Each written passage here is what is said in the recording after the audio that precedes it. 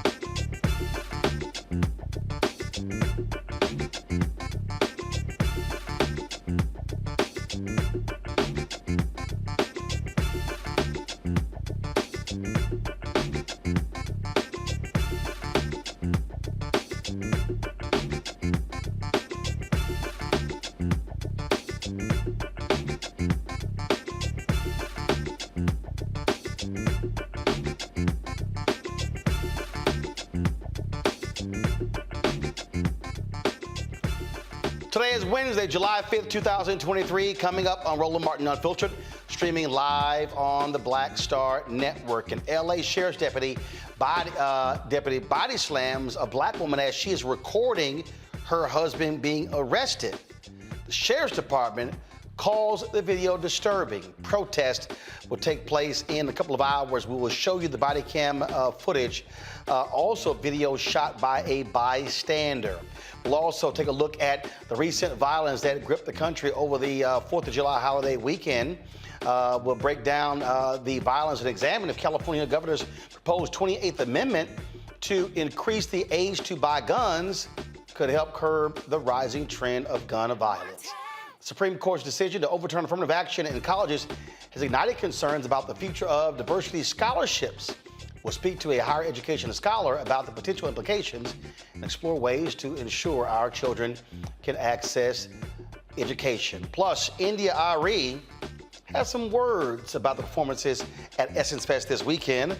Speaking about Janelle Monae and Meg Thee Stallion, we'll show you what she has to say. Also, take your phone calls about what she called and others degrading the culture. It's time to bring the funk. I'm Roland Martin Unfiltered on the Black Star Network. Let's go. He's got it. Whatever the miss, he's on it. Whatever it is, he's got the scoop, the fact, the find. And when it breaks, he's right on time and it's rolling. Best believe he's knowing. Putting it down from sports to news to politics. With entertainment just for kicks, he's rolling. It's on go, y'all. It's Roland Martin, rolling with Roland now. He's funk, he's fresh, he's real, the best, you know he's Roland Martin now.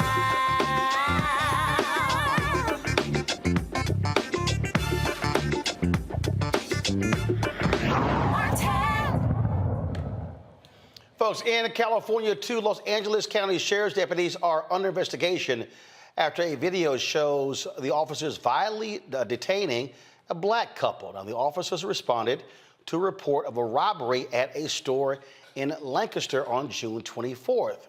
An elderly black couple, matching the description of the suspects, was waiting outside the store when the first deputy arrived.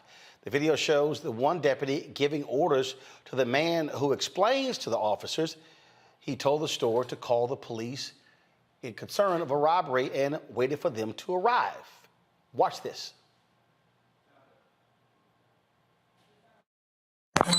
Get on the ground, dude. Get out. Put your hands on the hood. Put your hands on the hood. Put your hands on the hood. Put your hands on the hood. Put your hands on the hood. Put your hands on the hood. Listen, have a seat then. Have a seat.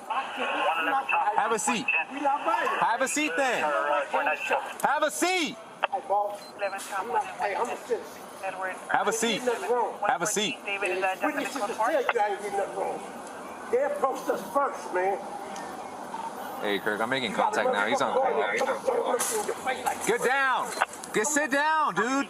We'll figure this out. We ain't getting wrong. I told him what you want. Well, if you sit down, we'll figure that out. We just walked out. Can you just have a seat on that rock? I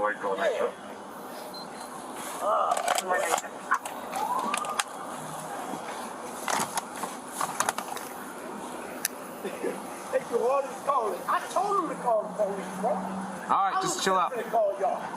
But look, when I stand up, hold on, dude. I waited for you. I could have took over and get over. Hey, Kirk, this is a mound and the female's gonna be in the I stand car. up with my cake, sir. Just have a seat, dude. The dude was talking crazy, man. What's going on, dude? He got the camera, bro. He come up, I need ordering some shit, right? Just relax. We're gonna pat you down, buddy. I don't have nothing. They say there was weapons. We don't know that. Man, I don't have nothing, brother, but a pack of cigarettes. See, there go this. Now what? I'm not even being resistant. That's life over there. Huh? All right, dude. Wait, I'm not under arrest for what? You're not under arrest. You're being detained. Detained for what? For what? Dude, calm down. What have I done? I haven't stolen no gas. Man, I can bust loose. Why y'all doing this shit, man? boss, why y'all doing all this? Dude, relax. Or you're gonna get put down. Dude, just... Man, my wife is paralegal. Oh, my arm is fucked up, man. My arm is fucked up, Where's man. Wayne? Right here. Tell her, place it on my arm. No, you can't touch Have a seat. Hey, wait, don't Have a tell me seat. you do that Have to a my seat. wife. Come on, Have a man. seat. Why you doing this to me, man? Calm down. We ain't even did nothing. Dude, See, deputy's involved in a fight. I'm not gonna fight you, man. You put in my Have a wife, she got seat. cancer. She got cancer, man. All right, dude. Man, come on, bruh. I'm not gonna fight with a deputy. You cool. Hey, you a deputy, you cool, bro. I'm not gonna Calm fight down, with you. dude. I calm down. Let me shut up. Can I shut up? No. I'm on sticky ass bushes, man. I hit my Deputy's sister. on a fight. Let me get you in this code of Man, come on, man. Y'all don't have to do this shit, bro. That's wrong, man. You gotta do that too. She got cancer, big bro. Man, don't do her like that, man. Let me Dude, calm shut up. down, man. No, I ain't doing nothing. Let me shut up. I swear to God, I'm not gonna get up. You got my word, boss. You got my word. I'm not gonna get up. Man, she got cancer, man. Well, why are you guys acting like this? She's acting like that because they waited, rolled up on it. Hey, the guard came up on his boat like, that's all he did, bro. Everybody said, I want to get violent with nobody. Have a seat. Bro. You got her? Yeah, man. Man, babe, you all right? No. Let me get 902. She got cancer, bro. She got cancer. Arie is switching and Oh, you gonna her phone. Okay. Give me the phone. I'm not doing nothing, man. You can't fight. I'm not fighting with y'all. Hey, dude, calm down. I am, but she just mad because 111, if you can, are you in the parking lot, the window? she got cancer, man. Oh, man, this is my credit card and stuff. I can't see why. Just whoa. Let me calm her down. Let me calm her down, bro. Oh, man, my arm, bro, my arm. You keep bucking me around and throwing me JC, stop. Just quit. Stop it. I can't. Just stop. Have a Just seat. relax. Have a seat. Yeah, bro, hold on. I want to make sure she's all right, She's man. all right. Sit down. I'll sit down. JC, just cooperate, JC. Have a seat in the car. She ain't gonna do nothing, bro. Have a seat in the car. We didn't even leave, sir. We didn't You're making it leave. worse. Get up. I just, Have a seat. doing So what? so put her in the back seat. She can I just calm want to make down. sure she all right, man. You're gonna have consequences. All you had to do was listen. I didn't do anything. You was mad because I videoed and put it on YouTube. That's why you was mad. It's a C-111. We're going to have 2 detained. Then we just have fire and a sergeant, Winko, and 1 extra in there. I have asthma. Okay. 111, 10 for you have 1 homicide and 110 responding, 110 Sam just with 97 and fire is staging. We'll advise them it's clear to enter. Confirm. Hey, firm. Watch it on this side. Just confirm, is it for deputy or suspect only? Suspect only, pepper. Can you, whoever's by me, can you move? Because I need to spit. Let's go. Put your And feet up. okay, 111, just confirm, is that a definite code 4? All right, go ahead.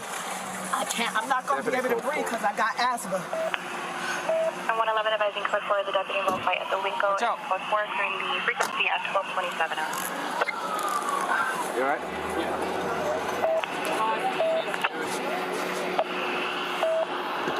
Now, this next video is from the body camera of the second deputy who arrived on the scene. He is the one who violently attacked the black woman who was recording the incident.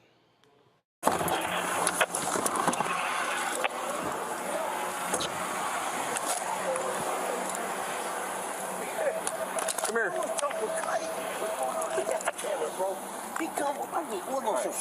We're just gonna pat you down, buddy, big dog. I don't have nothing. Okay, relax. We don't know that. Man, I don't have nothing. Okay, we're just gonna pack a cigarette. See, there go this. Now what? I'm not even being resistant. Huh? Wait. No, man. I'm not. Wait. No, I'm not under arrest for what? You're not under arrest. You're being Well, why are you detained for what? For what? Listen. What have I done? I haven't stolen up. Brother, man, I can bust loose. Why y'all doing this shit, man? Boss, why y'all doing all this? Dude, relax. Or you're gonna That get put man down. was threatening me, man. Dude, just... Man, my wife's a paralegal. Oh, my arm is fucked up, man. My arm is fucked up, man. I'm telling you, I tell her, place it on my arm. No, you can't touch Stop. me. You can't touch me.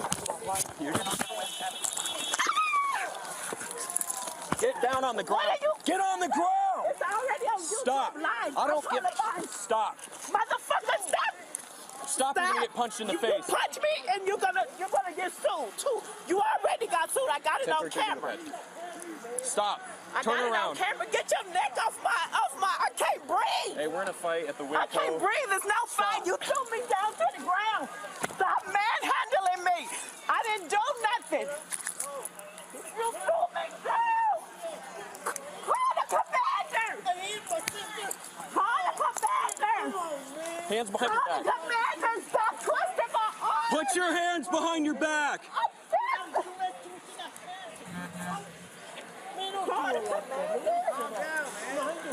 Stop. Commander, I'm not doing anything. Call the commander. Call the commander. Give me your hand. Give me your hand. I got my prescription glasses. I don't care. Eye surgery. Put your hand behind your Wait a back. minute, let me get my You're gonna get sprayed again. glasses out my hand.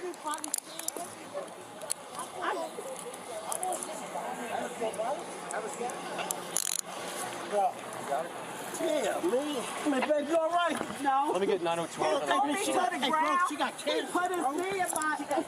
Get up. I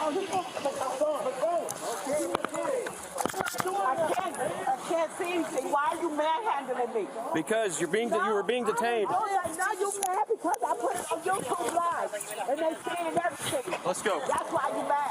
Let's go. Stop fighting. I'm not fighting. I can't see my All right, so here's what's crazy. The unarmed couple, they were cited and released. The sheriff's department did not release what the citations were for. Both officers, who have not been identified, were pulled off of field duty. LA County Sheriff's Office, the sheriff released, first of all, explaining why the body camera videos were released. The Los Angeles County Sheriff's Department has opened an investigation into this incident. While the department does not make statements related to ongoing investigations, Sheriff Luna has made it clear that he expects department personnel to treat all members of the public with dignity and respect, and that personnel who do not uphold our training standards will be held accountable. In the interest of transparency with our community, the Sheriff's Department is releasing body-worn camera video from the incident. Okay, so let's unpack this. Police get called. The folks who call the cops are the very folks the cops detain. And if you look at their actions, they immediately... How do you arrive on a scene but don't actually do any sort of investigation?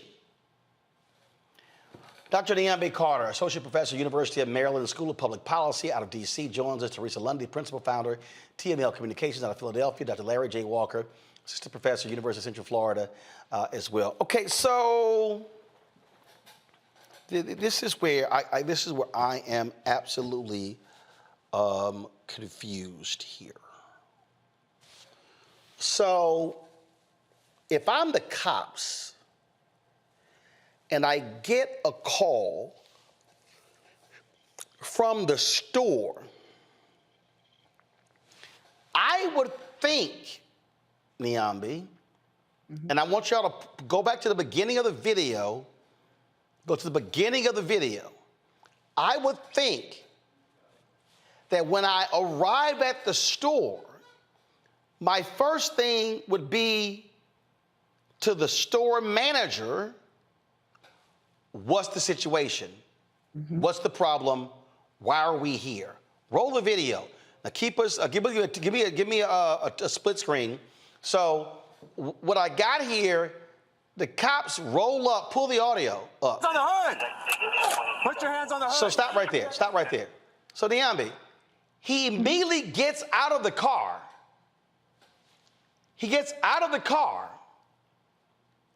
And he starts talking to the man, and he hasn't even determined what's going on. Am I the one who think this is crazy? Absolutely not. It's a black face in the vicinity, and they just went to the first person that they thought had committed a crime. I mean, didn't de-escalate, like you said, didn't ask a question, didn't do anything, immediately starts ordering this man to put his hands on the hood and treating him like a criminal with no information. There were probably hundreds of people in that parking lot, in that vicinity at that time, yet all he saw was a black face, and he immediately goes to, all of these procedures that would seem to affect an arrest. And of course, if you're a person who's done nothing and said, I told them to call the police, I waited for you all, he's telling them this, and you still are talking about put your hands on the hood, sit on the curb, do all of these things that would make you a suspect, you're right, you're going to get people who are upset, who are going to have, their cockles raised because they're like, wait a minute, you're not about to arrest me. You're not about to take me down and treat me like a criminal. And that's exactly what happened here. And as you noted, they pepper sprayed these people and then they cite them and release them because they knew these people hadn't done anything. But I think at this point, they had gone too far down the rabbit hole and felt like they had to make a show of force. They had to do something to justify why they treated these lawful citizens like trash, essentially. No one should be treated this way. I'm sitting here, Teresa, again, go back to the beginning of the video, y'all. Again, let me be real clear. They get a phone call. There's a black couple. They roll up, and the first black couple they see, gotta be them. And you're basing this off of a phone call. You don't know who called. You don't know the story. You have no information. So I'm just trying to understand how, if you're the cop, how do you just roll up? Again, turn the audio up. Get on the ground, dude. Get out. Put your hands on the hood. Put your hands on the hood. Put your hands on the hood. Put your hands on the hood. Put your hands on the hood. Put your hands on the hood. Listen, have a seat then. Have a seat. Have a seat. Have a seat then. Have a seat. Have a seat. Have a seat. They approached us first, man. Hey, Kirk, I'm making contact now. He's on the call. Now hit Get pause. down. Hit Sit pause. down, dude. Hit pause. Now, Teresa, if you were standing outside of a store and a cop rolls up and the first words are, put your hands on the hood. For what? That is the natural reaction of somebody innocent. For what? You just roll up and just start barking out orders for no reason whatsoever? As my sister said, we black people has always been seen as the aggressor instead of someone, that is a citizen, that is paying taxes, that is just an equal part of society. And so when we still are continually having these issues where we're not being treated fairly, we're not being seen as a human being, these are the issues that are happening continuously, and why protests, why racial equity trainings, why DEIs are still happening all across the country is because we have these police officers that are either new, undertrained, or feel like that they have more power than those individuals who actually live in that community. So it's unfortunate that, again, we're still seeing, even 50-year-olds, they look like 50 plus husband and wife, and she's literally recording, trying to make sure that her husband is good so it doesn't go to a next level. But you have the officers who's not even particularly interested in the situation at hand, not going into the store, not doing their part as police officers, which a part of that is investigating the situation before we put handcuffs on. But again, if we're only seen as the aggressor and someone, again, just because of the color of our skin, we promote fear, which it shouldn't be as such, because we're not the aggressor. We're the ones going in and out of a store trying to get home to our destination. Here's the thing right here, Larry. Go to my iPad, please. Go to my iPad. This is the LA Times story. Lancaster Sheriff Station deputies responded to a reported progress robbery at a Winco Foods grocery store when they encountered a man and a woman who matched the description of the suspects given by store security guards on the 911 call. So, Larry, here's what I want to hear. I want to hear the 911 call. I want to hear that they say an elderly black man and black woman. I want to hear that they say the black woman had black jeans on, the color of shirt that she had on. That's what I want to hear. Because if the description was black man, black woman, any black man or black woman in that parking lot was automatically a suspect. Roland, this is another example of criminalization of black bodies. We talk about it on your show all the time. It's ongoing. It's been happening for years. And first of all, it breaks my heart to watch this video to see how both of those, citizens are treated by law enforcement. But this is an ongoing situation. So obviously there's going to be, an investigation. There certainly will be a lawsuit. But I think what's really important is that these individuals, these law officers, once the investigation is complete, we can't simply say they should be suspended. If you're treating citizens like this, then you shouldn't be a member of law enforcement.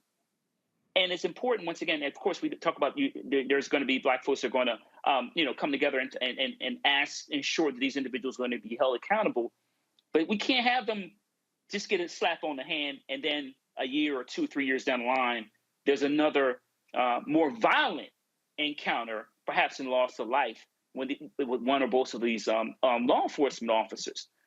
But we can't, and as black folks, we're just sick and tired of watching these videos. We're also tired of being assumed to be guilty of something when, as you said, simply sometimes, whether we're walking in the mall, walking outside, in our cars, wherever we are, there's always an assumption of guilt before gathering all the information. As you said, he should have talked to someone from the store to gather more information, to figure out what was going on, and then had a very peaceful conversation, normal conversation with this gentleman if necessary.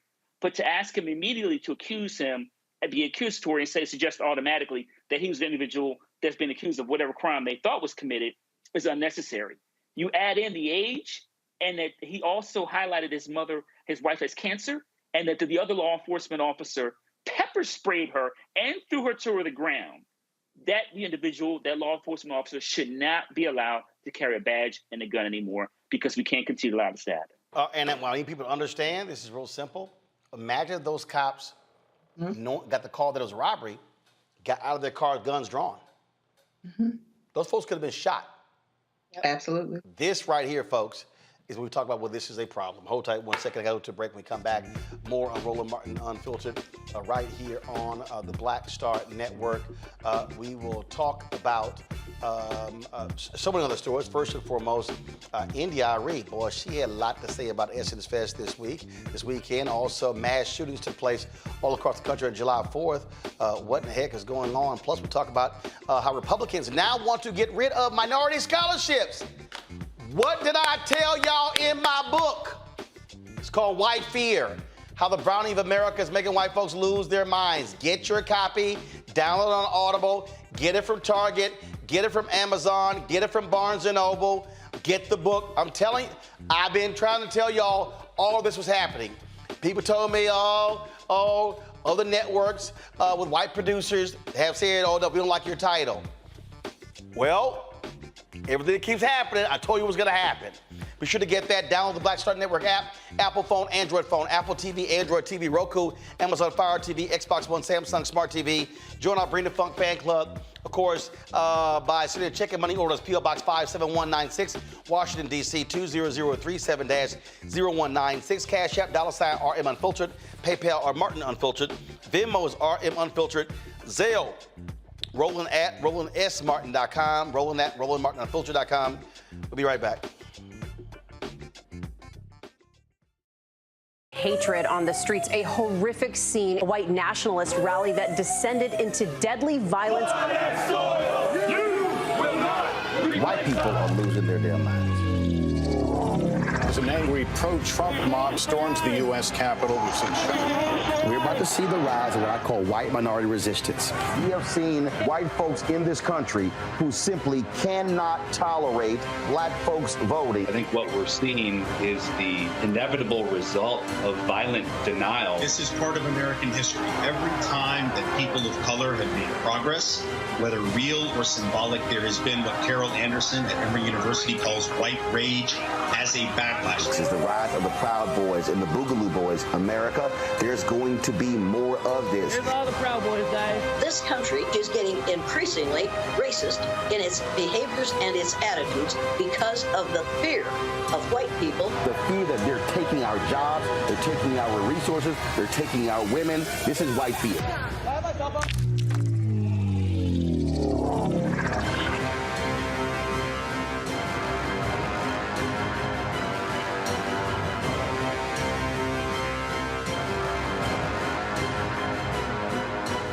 Black Star Network is here. Oh, no punch! I'm real revolutionary right now. Thank you for being the voice of Black America. All momentum we have now, we have to keep this going. The video looks phenomenal. See, this difference between Black Star Network and black-owned media and something like CNN. You can't be black-owned media and be scared. It's time to be smart. Bring your eyeballs home. You dig? When you talk about blackness and what happens in black culture, we're about covering these things that matter to us, speaking to our issues and concerns. This is a genuine people-powered movement. There's a lot of stuff that we're not getting. You get it, and you spread the word. We wish to plead our own cause. Too long have others spoken for us. We cannot tell our own story if we can't pay for it. This is about covering us. Invest in black-owned media. Your dollars matter. We don't have to keep asking them to cover our stuff. So please support us in what we do, folks.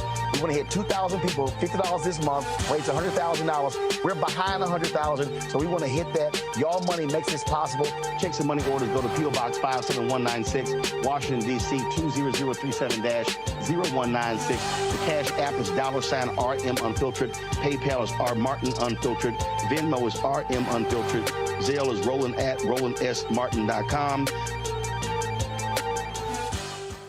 Hey, what's up? Geek Total in the place to be. Got Kicked Out Your Mama's University, creator and executive producer of Fat Tuesdays, an air hip-hop comedy. But right now, I'm rolling with Roland Martin, unfiltered, uncut, unplugged, and undamn believable. You hear me?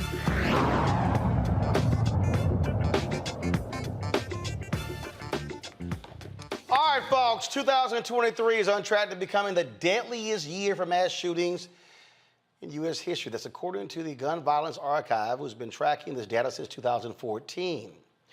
So far this year, there are recorded 351 mass shootings. Yep, 351. Over the 4th of July weekend, 23 mass shootings left 21 people dead, 130 people injured. The deadly shooting happened in nearly 20 states, including here in Washington, D.C.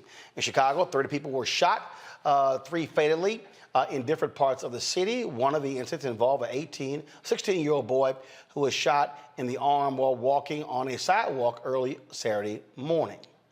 Now, in the South Baltimore neighborhood of Brooklyn, community members enjoyed a yearly celebration called Brooklyn Day, when a mass shooting took place. And just last night, a heavily armed gunman in a ski mask and a bulletproof vest opened fire on the streets of Philadelphia, killing 5 people and wounding 2 boys before surrendering to police. Now, the governor of California, Gavin Newsom, has proposed a 28th Amendment to the Constitution and the quest for gun control measures. Now, the new amendment will add protections, including raising the minimum age to own a gun from 18 to 21, requiring universal background checks, setting up a reasonable waiting period for all gun purchases, and prohibiting civilians from buying assault weapons. Now, adding a constitutional amendment requires either a 2/3 majority vote by both houses of Congress or a constitutional convention convened by 2/3 of state legislatures. Sarah Bird Sharp, Senior Director of Research at Everytown for Gun Safety, joins me right now. Glad to have you here. Sarah, first off, all we keep hearing, whenever we talk about police brutality, we keep hearing Cops need more resources. Cops need more money. Cops need more of this. Yet we keep seeing all of these mass shootings. And I've yet to hear somebody explain to me the amount of money we keep spending on law enforcement. Is it slowing down mass shootings? Yeah, and mass shootings are unfortunately only the tip of the iceberg of our gun violence epidemic, right? Because if a mass shooting is 4 or more people who are shot and either killed or wounded, then 99% of what's happening is other shootings on our streets and in our neighborhoods. And I would say that the good news is that there are a lot of programs that are showing incredible promise. And those are programs that are led by communities and that take members of the community to work to try to mediate and to interrupt retaliation and gun violence. And those are the kind of programs that I think are showing, huge promise and are really important to fund. All right. So where are those programs taking place? What cities, what communities? So those programs are all over the country. There's street outreach programs that employ workers sometimes who themselves have come, have been involved in crime in their, when they were younger, and they're trained to sort of mediate and to prevent things, particularly risk individuals. There's also really great programs in hospitals across the country that support for a gunshot wound, and that's like a unique moment of opportunity to engage them, to prevent them from retaliating when they get out and from being readmitted, a few months later. Those hospital violence intervention programs, robust research shows are really working, and they're happening in hospitals in cities across the country. So if we have examples of that working, why aren't cities doing more to fund those efforts, to promote those efforts? Because we keep seeing these problems. I mean, it's a really great question. And the craziest thing about it is that you can save so much money from these programs. I mean, one, homicide, costs a city millions of dollars in all of the costs. And yet one summer employment program that takes a kid who would otherwise be sort of unmoved, have any structure in their day, and gives them, mentorship and training job for the summer is, $3,000 or so. It's a really, really important ask, and we strongly support these programs, and we are doing research to study them, to understand, why they work and where they work best. Let's talk about this amendment Gavin Newsom is proposing. I mean, look, we've got so many red states. I get the point. We can't even get that bill through Congress. How in the hell are we going to get 2/3 of the House and the Senate and then get the states to ratify it?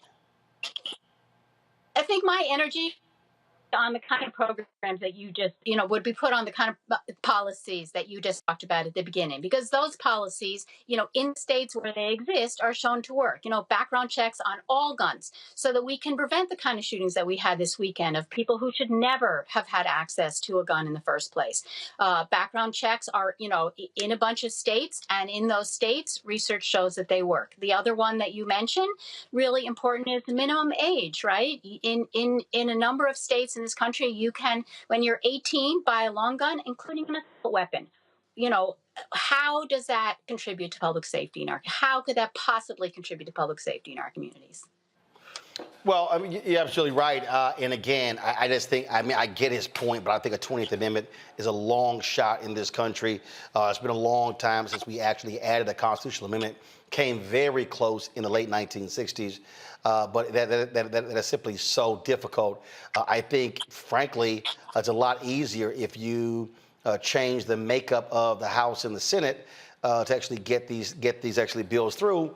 But of course, it's going to face stiff opposition from gun-loving Republicans in this country.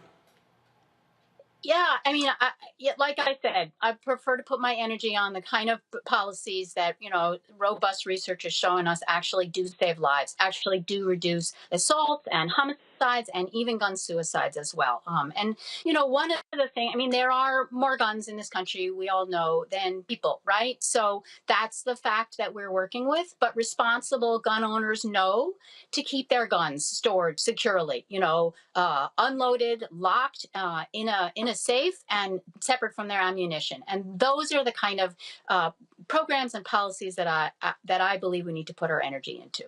All right, then. Sarah, I certainly appreciate it. Thank you so very much, and keep up the great work. Thank you so much. Folks, going to a break. We'll be back. Roland Martin Unfiltered right here on the Black Star Network. We'll be talking about India Arie. Of course, guy had some words for the Essence folks after performances this weekend that she said was degrading. Plus, Republicans in Wisconsin, on the heels of the affirmative action decision by the Supreme Court, they now want to get rid of minority scholarships. Really? Are we serious? Yep, they're serious. We'll break all of that down. Also, we open the phone lines up to talk about both of these issues. Give us a call, folks. 202-890-1199, 202-890-1199. If you want to weigh in and share your thoughts on those two stories, we will do so. 202-890-1199. We'll be right back.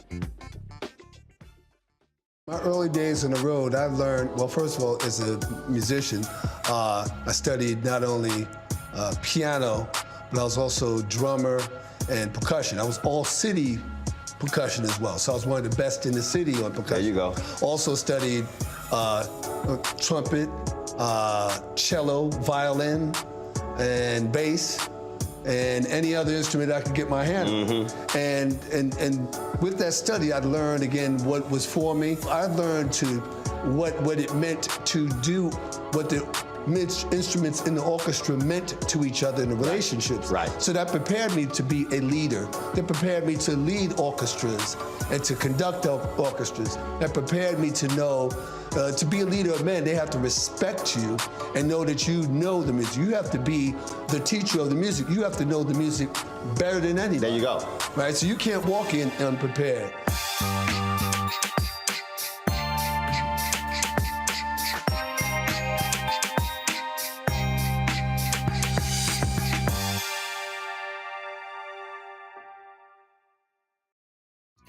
Next on A Balanced Life, we're talking everything from prayer to exercise to positive affirmations and everything that's needed to keep you strong and along your way. That's on a next A Balanced Life with me, Dr. Jackie, on Black Star Network.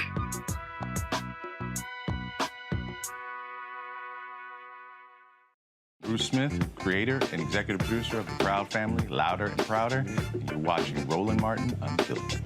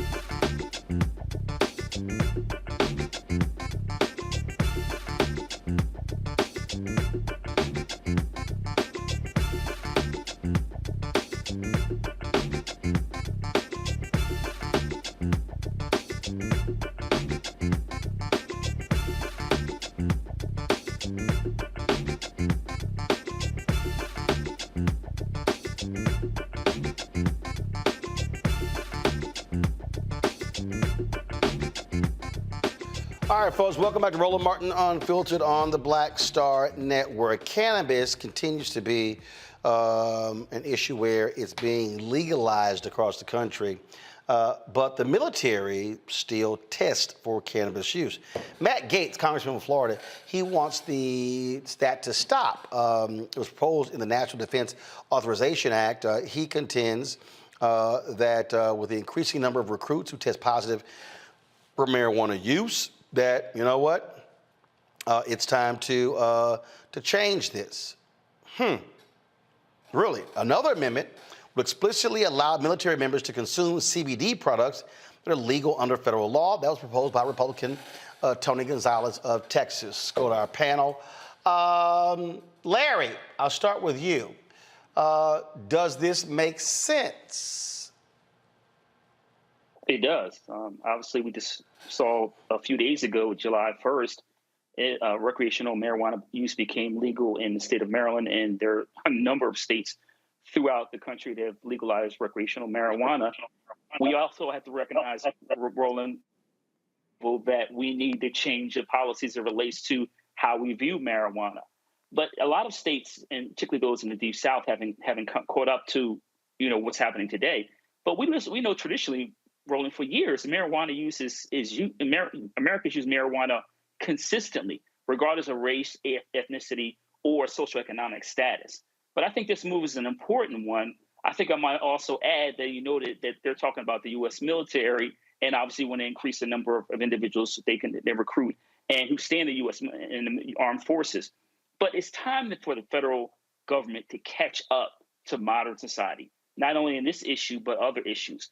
But I think this is an important amendment. And once again, we've been fighting for years to decriminalize marijuana use. And I think this is another step in terms of recognizing this. Times have changed. Teresa. Yeah, I think it's well overdue. That we are still currently fighting here in the Commonwealth of Pennsylvania for legalized marijuana, even locations to make sure we can have a base to even be a part of the cannabis program. So I think the steps are being taken. I think when other states more so start to follow the trend, Pennsylvania is a very interested state. So we're going to, keep fighting as we can and advocate. But I think if more voices actually, are coming to the table, we could probably get this through. Niambi.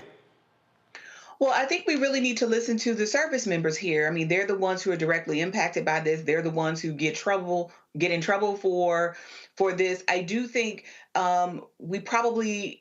we have to accept the fact that people are different now. Attitudes about marijuana are different now, and the service people that they're trying to recruit are coming from states most of the time that have already legalized marijuana and have very different attitudes about the drug.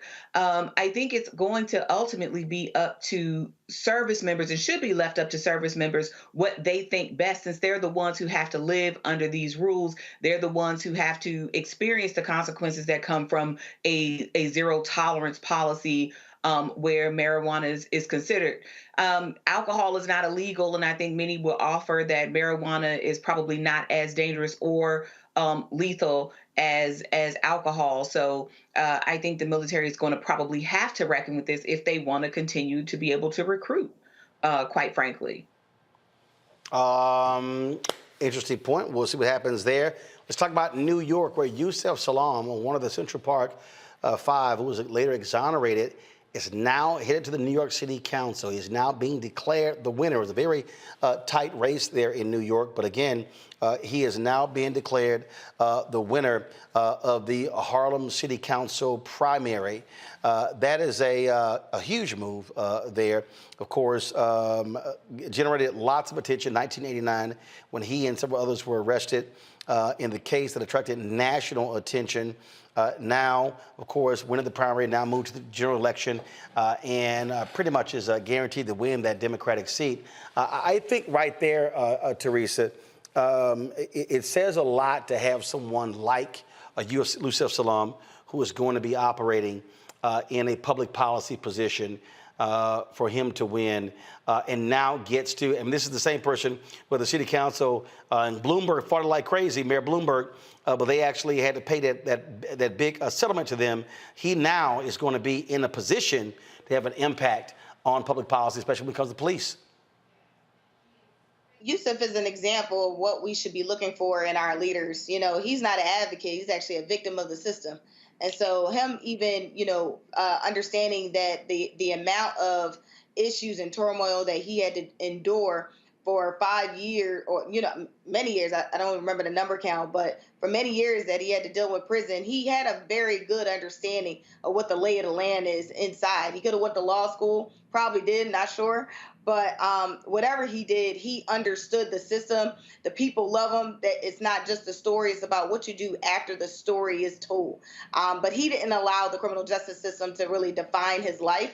And I think that's probably, more so the staple of why, a candidate like him, fresh, anointed by the people, you could say, is someone that, you want to look to in terms of leadership, in terms of paving the way so other men and young boys, I think at the time he was young, so young boys don't go through the same issues and trauma that he went through over time. And so, again, if we can get, I'm all for the advocates, but if we can get somebody, who with that same mindset, who's really talking about change, to understand it from inside and out, then I think you can really govern not only a city, but, maybe a country one day.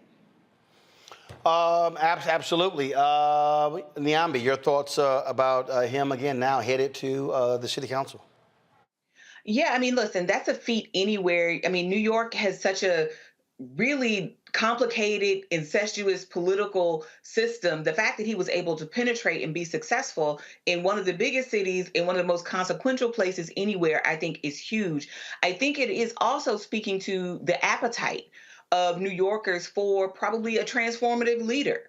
I mean, I don't know what else he wants to do post city council, but we certainly know this is one route to more leadership and bigger opportunities. But I mean, the city has been crying out from mayor to mayor, whether we're talking about from Giuliani to de Blasio and to now Eric Adams, for better representation of Black people in that city, to not have someone simply tell them, you get more police and we're going to give the police more overtime, but yet we still have housing concerns in that city, right? NYCHA has been under review, under investigation for many months. So you still have poor people in that city can't find any place decent to live, even from the city. We're talking about people who don't have access to market rate homes, right, because of the way that works. And so I think his election is speaking to not only the sort of criminal justice reform, but also the real lived concerns of the citizens of Harlem and the folks who are living in New York writ large. So I am really excited to see what he does with this city council seat, but also how he might bring others into the political process that might have decided they didn't want any parts of it. The thing here, Larry, first of all, go to my iPad. This is the results. They had ranked choice voting, and so they had to finish the tabulation. Larry, Yousef got 63.8% of the vote. Inez Dickens got 36.2%. I mean, this is significant. And again, he now moves towards the Journal. It's a Democratic seat there in Harlem, so he pretty much guaranteed to win. Roland, I posted this on social media last week. Congratulations, Dr. Salam. This is quite an accomplishment. My colleague talked about New York City politics. I work for a former New York City congressman and know how tough that environment is to win at any level. But like I said, congratulations. I think it's also important to highlight, in part, him being part of the exonerated five and how we deal with issues relating to law enforcement, particularly in New York City. Roland, I just saw a stat that highlighted over the first couple of months in New York City that police chases have increased by like 600%. So someone like Dr. Salam, who's been knows it's like to be criminalized and put in jail for a crime he didn't commit, understands that and can fight for the kind of reform that we continue to see not only in New York City, but also other parts of the country. Lastly, Roland, another point I want to make is let's not forget Donald Trump's involvement and forget that ad he took out calling for the death penalty for the exonerated five. So it's interesting in terms of two politicians, Donald Trump and Dr. Salam, in terms of the trajectory of their lives. But once again, I want to congratulate him. This is an incredible accomplishment considering all the barriers he had to overcome. Absolutely, and I also think it's important for people to understand that it is, again, one thing for folks to complain about public policy. It's another when folks decide to actually run, to get involved in elections, in public policy. I say this all the time. You can't talk about you want to demand changes in public policy if you don't change the politicians. That kind of goes hand in hand, Niambi. Oh, absolutely. And I think, New York is one of those places because it is so hard to break through. You see the same people over and over and over again. I think it's also important to note how that victory, you look at the margins, they're large, but how few people actually showed up to vote in this election, which also tells you how much people have sort of defected from the process and how much they stay out. I mean, people really don't pay attention to these local elections, but these are the kind of elections that matter. If you care about zoning, if you care about potholes, if you care about trash pickup, you care about having your streets clean, these are the elections that really, really matter. So I think him being there hopefully will be able to bring in not just fresh blood, but a new way of thinking about how business is conducted in that city. He certainly can't do it alone. I mean, the New York City Council is huge. I mean, there are over 50 members, but at least I think him being there can perhaps be a clarion call to other people who think they're too young or don't have enough experience, that they can actually become leaders in this city, and not just through what happened to them because of the tragedy, but because of how they use their life as an example, wherever they may find themselves situated. All right, hold tight 1 second. We come back. We'll talk Republicans wanting now in Wisconsin now wanting to get rid of minority scholarships. Don't think for a second it will be the only state. You're watching Roland Martin Unfiltered on the Black Star Network. Download the Black Star Network app, Apple phone, Android phone, Apple TV, Android TV, Roku, Amazon Fire TV, Xbox One, Samsung Smart TV. Also, folks, we want you to support us in what we do. Your dollars matter. When you give to us, it allows for us to be able to do the work that we do that nobody else is doing. So many people stopped me when I was in New Orleans for Essence, talking about how they enjoy the show, how important it is. And so I met a lot of people who are contributors to what we do. So please join us as well. Send your check and money order, P.O. Box 57196, Washington, D.C., 20037-0196. Check Cash App, $RM Unfiltered. PayPal are Martin Unfiltered. Venmo is RM Unfiltered. Zelle is Roland at RolandSMartin.com. Roland at RolandMartinUnfiltered.com. YouTube, why we have 697 likes? Thousands of y'all are watching. Hit the like button. When I come back from break, we should easily be over 1,000 likes. I see y'all commenting. Hit the damn button. Also, get a copy of my book, White Fear, How the Browning of America is Making White Folks Lose Their Minds. Available at bookstores nationwide, Amazon, Barnes & Noble, Target. Download your copy on Audible. I'll be right back. On the next Get Wealthy, did you know that the majority of households headed by African American women don't own a single share of stock? No wonder the wealth gap continues to widen. Next on Get Wealthy, you're going to hear from a woman who decided to change that. Have been blessed with good positions, good pay, but it wasn't until probably in the last couple of years that I really invested in myself to get knowledge about what I should be doing with that money and how to productively use it. Right here on Get Wealthy on Black Star Network. Up next on The Frequency with me, Dee Barnes. She's known as the Angela Davis of hip-hop. Monae Smith, better known as Medusa, the gangsta goddess, the undisputed queen of West Coast underground hip-hop. Pop locking is really what indoctrinated me in hip-hop. I don't even think I realized it was hip-hop at that time. Right. You know, it was a happening. Mm-hmm. It was a moment of release. We're going to be getting into her career, knowing her whole story, and breaking down all the elements of hip-hop. This week on The Frequency, only on the Black Star Network. Hey, it's John Murray, the executive producer of the new Sherry Shepherd Talk Show. You're watching Roland Martin Unfiltered.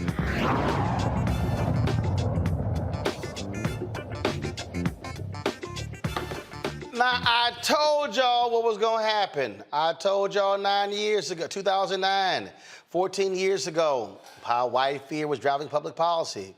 All these folks scared about black and brown people.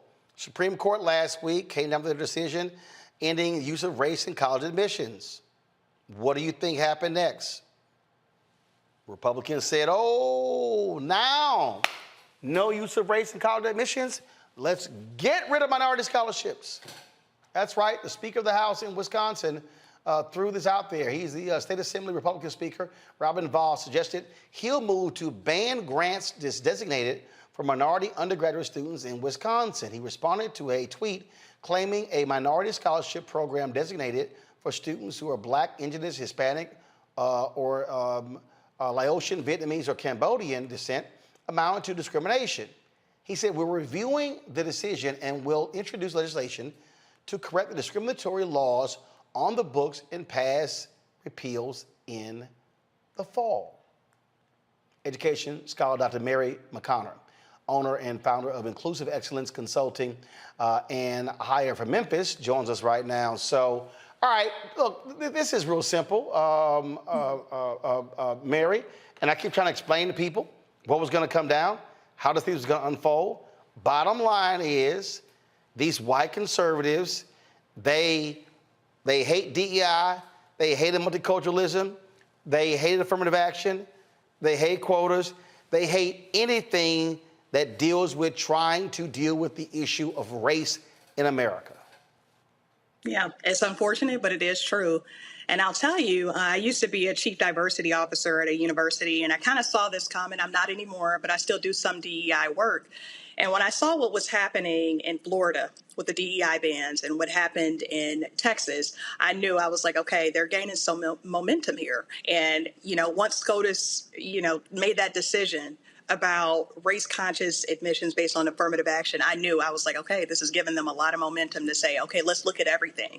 Anything that has strategically leveled the playing field for students with historically minoritized identities, we're going to go after it.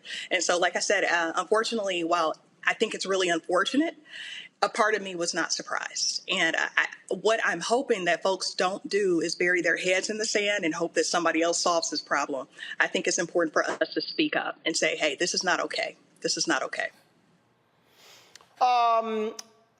Charles Barkley, he announced after the Supreme Court decision that he had changed his will and for $5 million to go to Black students. The reality is you can do that when it comes to your private money. But I'm telling you, these folks and many of our people living in these red states, they are going to attack anything that deals with trying to level the playing field. That's exactly right. And shout out to Chuck, by the way. I'm an Auburn grad, so War Eagle to Chuck. And I did see that announcement come out about him trying to create scholarship opportunities for Black students. But you're absolutely right. And I think right now is a really pivotal time for higher education, right? Because a lot of these schools have said, okay, we're committed to equity and inclusion. We care about our students' success. We want all students to come here. So now it's up to them to decide, okay, well, you made this commitment. What are you going to do to ensure that these students still have access to a quality education, right? Whether it's looking at it from a holistic admission standpoint or figuring out, okay, affirmative action, we know you can't use that anymore for admissions, but what are you going to do to make sure that you are admitting students that you promised to admit and to create opportunities for? Questions for the panel. Larry, you're first. Yeah, thank you for, your insight. So I'm in the state of Florida, and I already kind of what Roland talked about. I saw what was happening once the DEI bill went in effect a few days ago, and I talked about the impact it's going to have on minority scholars. But I wonder what your thoughts are about, use the phrase like turning back the clock, so to speak, in terms of what's happened with some of these laws. And I'm curious in terms of how much of a dramatic impact, because Roland's right, this is going to happen. We'll see it in Florida soon. What do you think the generational impact will be as they continue to reverse these scholarships? Now we talk about Wisconsin, Missouri has already announced that they're going to do the same thing. Like I said, the state of Florida, among others, will take the necessary steps. What do you think the generational impact will be, particularly on minoritized communities, once they start pulling back some of these scholarships?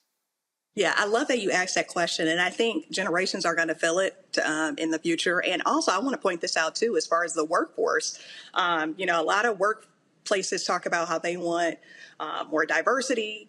And you have to look at the college to workforce pipeline, right? If you don't have diverse students graduating from these colleges and universities, guess what? You're not going to have a diverse workplace. And so not only is it going to impact generations, different, Black and brown and historically marginalized communities, but it's also going to impact the workforce too. And that's why I think it's equally important for all of the employers who have made these commitments to equity and inclusion and to creating opportunities for folks with historically minoritized identities to speak up as well. If they truly are committed to the work, now is the time to make a stance and say, okay, we are going to continue doing what we said we were committed to doing.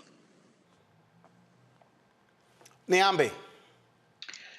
So thank you for that. So how do you think this might trickle up, if you will? So they're starting with undergraduates, but we also know that there are different kinds of pipeline programs for graduate education, even faculty hires, right? There are varying ways that faculty of color get hired, and you're still talking about a relative sliver of Black folks in the faculty ranks and certainly in the tenured faculty ranks. So how do you think this kind of moment where they're talking about scholarships for undergraduate students trickle up to these other levels of higher education? Yeah. And you know what? That's an excellent question. And a lot of colleges and universities, they're already seeing it, right? So at one point, a lot of colleges and universities went to requiring that faculty members and staff members write diversity statements, right? If there was a position open, it was like, okay, tell us your stance on what you think about diversity and inclusion. And a lot of organizations have already taken that away.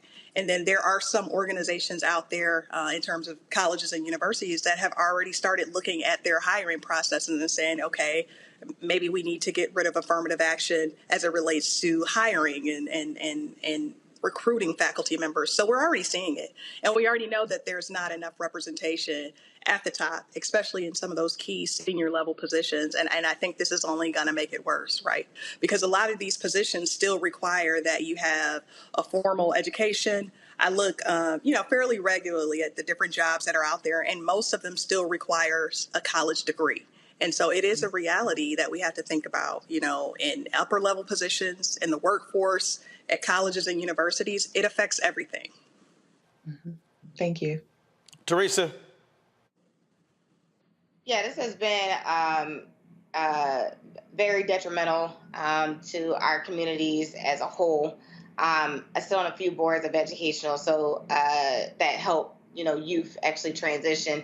And I'm already seeing the effects. I had a few young ladies that was actually waitlisted at a university I'm not going to name, but I was very.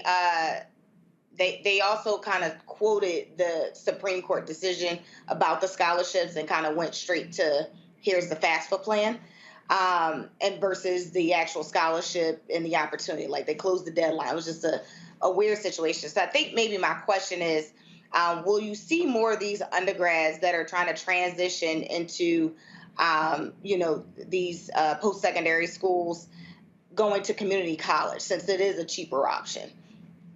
I think so. I think we're going to see more undergrads going to community colleges. And you know what else I think we're going to see? I think we're going to see especially Black undergraduate students going to HBCUs. And I'll tell you all, I've always been a strong advocate for HBCUs. I did my dissertation, my doctoral dissertation on historically Black colleges and universities, and just looking at, the student experience there and looking at the faculty experience. And here's what we know. HBCUs are known for creating inclusive environments where students thrive. My thing at this point is for any student listening to this or any person who's thinking about going to college, consider going where you know that you can thrive. And if you know that an HBCU is going to be the best fit for you, then I want you to consider that option, especially HBCUs. Let's be real. They have been educating Black students for centuries when Black students were not admitted at predominantly white institutions. And so they have always played a pivotal role in our educational system here in the U.S. So maybe the message is for HBCUs is, as you just made that statement, is to invest more in HBCUs, right? So taking what Charles Barkley did, and since this I don't know how many HBCUs we have in the country. I probably should know that number. But maybe that is the message across the country, is to invest more in HBCUs and looking into their enrollment to make sure that we still have a leg up. Yeah, I love it. But here's the deal, Mary. But Mary, here's the deal, though. I mean, and Teresa makes a good point, but I need people to understand numbers, pure numbers. There are 107 HBCUs in the United States. Correct. They have 237,000 students. 20% of them are non-black. There are 1.6 million black students at PWIs. Correct. So if 10% of the existing black students go from PWIs to HBCUs, that's nearly half. That's more than half of what the current capacity is. They literally do not have a capacity. North Carolina A&T is the largest HBCU with about 12,000 students. That's it. You've got some mid-size PWIs that are 25,000 students. So when we talk about, again, this shift, we're talking about a shift that's going to require hundreds of millions of dollars, billions of dollars, buildings, dormitories, housing, and that's not going to happen overnight. And so I just want people to understand what the numbers actually look like. I think what happens a lot is when we talk about HBCUs, I think a lot of us actually think they're larger than they actually are. Yeah. Now, I hear what you're saying, but I still think that HBCUs play a pivotal role when it comes to education. And I do want to go back and say that predominantly white institutions, there are several predominantly white institutions out there that are truly committed to the work, because I've seen it. I've worked in the space. I've worked as a consultant with different institutions. So I'm not saying that every black student should just abandon a PWI tomorrow, like get up and leave. But what I am saying is that if you find that there are institutions out there that are more committed to seeing you succeed than others, then consider that option. I live here in the South part of the country, and I know like there are some schools here that are more committed to it than others. I've seen it. And if you feel like, okay, you know what, I'm going to go out west, I'm going to go to the Midwest, I'm going to go out east to a school that I know where I would feel a sense of belonging, I feel like they care about my success, then that needs to be a viable option. But I think students need to look at all options. Oh no, absolutely. But what I want folks watching and listening to understand that when we have this conversation, we're talking about pure numbers. Yeah. We saw it this year.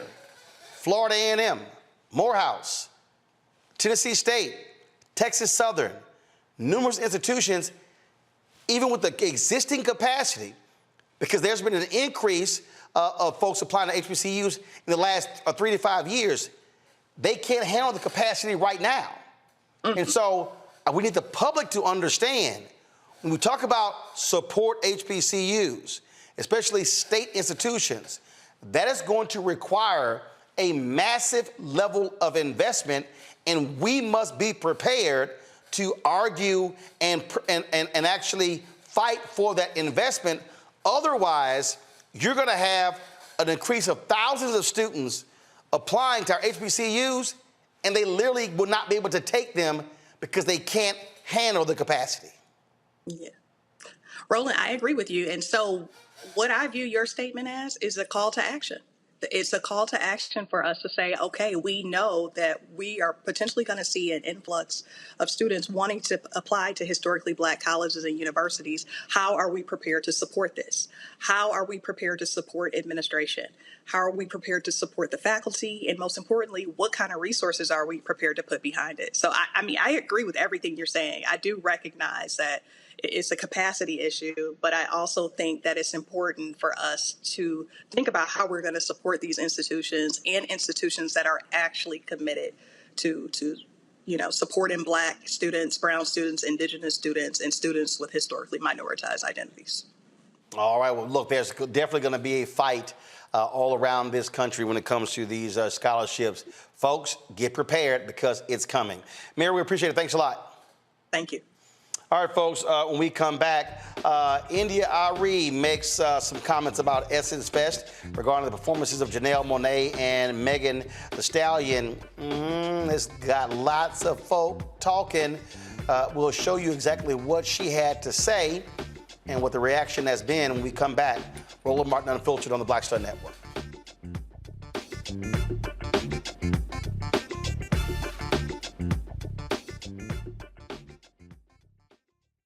Next on the Black Table with me, Greg Carr. Succession. We're hearing that word pop up a lot these days as our country continues to fracture and divide. But did you know that that idea, essentially a breaking up of the USA, has been part of the public debate since long before and long after the Civil War, right up to today? On our next show, you'll meet Richard Crichton, the author of this book, who says breaking up this great experiment called America might not be such a bad thing. That's on the next Black Table, right here on the Black Star Network. I'm Faraji Muhammad, live from LA. And this is The Culture. The Culture is a two-way conversation. You and me. We talk about the stories, politics, the good, the bad, and the downright ugly. So join our community every day at 3 p.m. Eastern and let your voice be heard. Hey, we're all in this together. So let's talk about it and see what kind of trouble we can get into. It's The Culture, weekdays at 3, only on the Black Star Network. Me, Sherry Shepard, with Sammy Roman. I'm Dr. Robin B., pharmacist and fitness coach, and you're watching Roland Martin Unfiltered.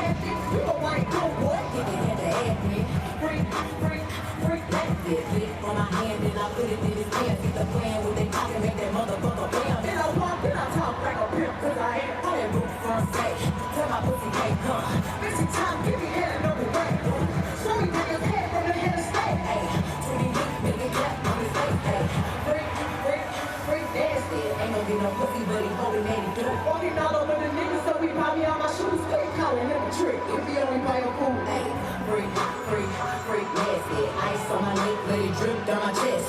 Looking at this motherfucking money, make me right. Well, the Hot Girls were in full effect at the Essence Fest this weekend. Meg Thee Stallion closed out the festival on Sunday. Of course, the previous night, it was, of course, a great performance by Missy Elliott. But a lot of people are commenting about her last set. In fact, Janelle Monae performed as well on Friday night. That also had some folks talking as well, especially when she flashed her breasts as she was singing about her areola. That was also, again, happening on the stage as well. So today, India Arie made a comment with regards to what took place. So go ahead and pull up her post, which was on Instagram, folks. Pull it up. She goes, the issue is what is context? Humanity does everything, but does everything belong in a stage? No. Is everything for kids? No. Is everything for everybody? No. So when we, as a culture, make something like this mainstream, it shows a lack of discretion and discernment. To those in the comments who laugh at anyone who wants these things for our culture, you certainly have that right. Just as many folks have the right to want our mainstream international export, our music, to show us in a respectful light. I like to go on the record saying this won't age well, and that's my issue. I love Janelle and Meg the way I love us all, and I don't like this moment. Don't bother debating me, LOL. She said, I do this for 25 years. So she had those comments. And then, of course, she also, again, so when the backlash happened and folks were commenting left and right, she then addressed the issue on her stories. Let me go to it real quick here. Okay, give me a second.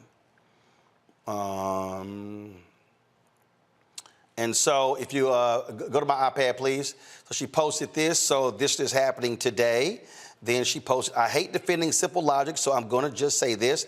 This is not an issue with any of my sisters, period. I'm an old school, long-time affirming voice for women. My record speaks for itself. I love humanity, even in all this bullshit, LOL. And all I'm saying is context matters. Debate that if you want, LOL, but I said what I said.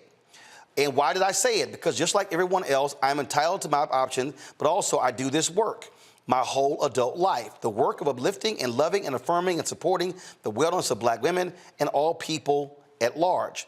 How effective I was, I guess depends on who you ask. For 20 plus years, I ran 100 miles an hour at all times in the name of healing. So when I see something that sparks my personal mission, I speak. There's not scandal here, just one woman's opinion.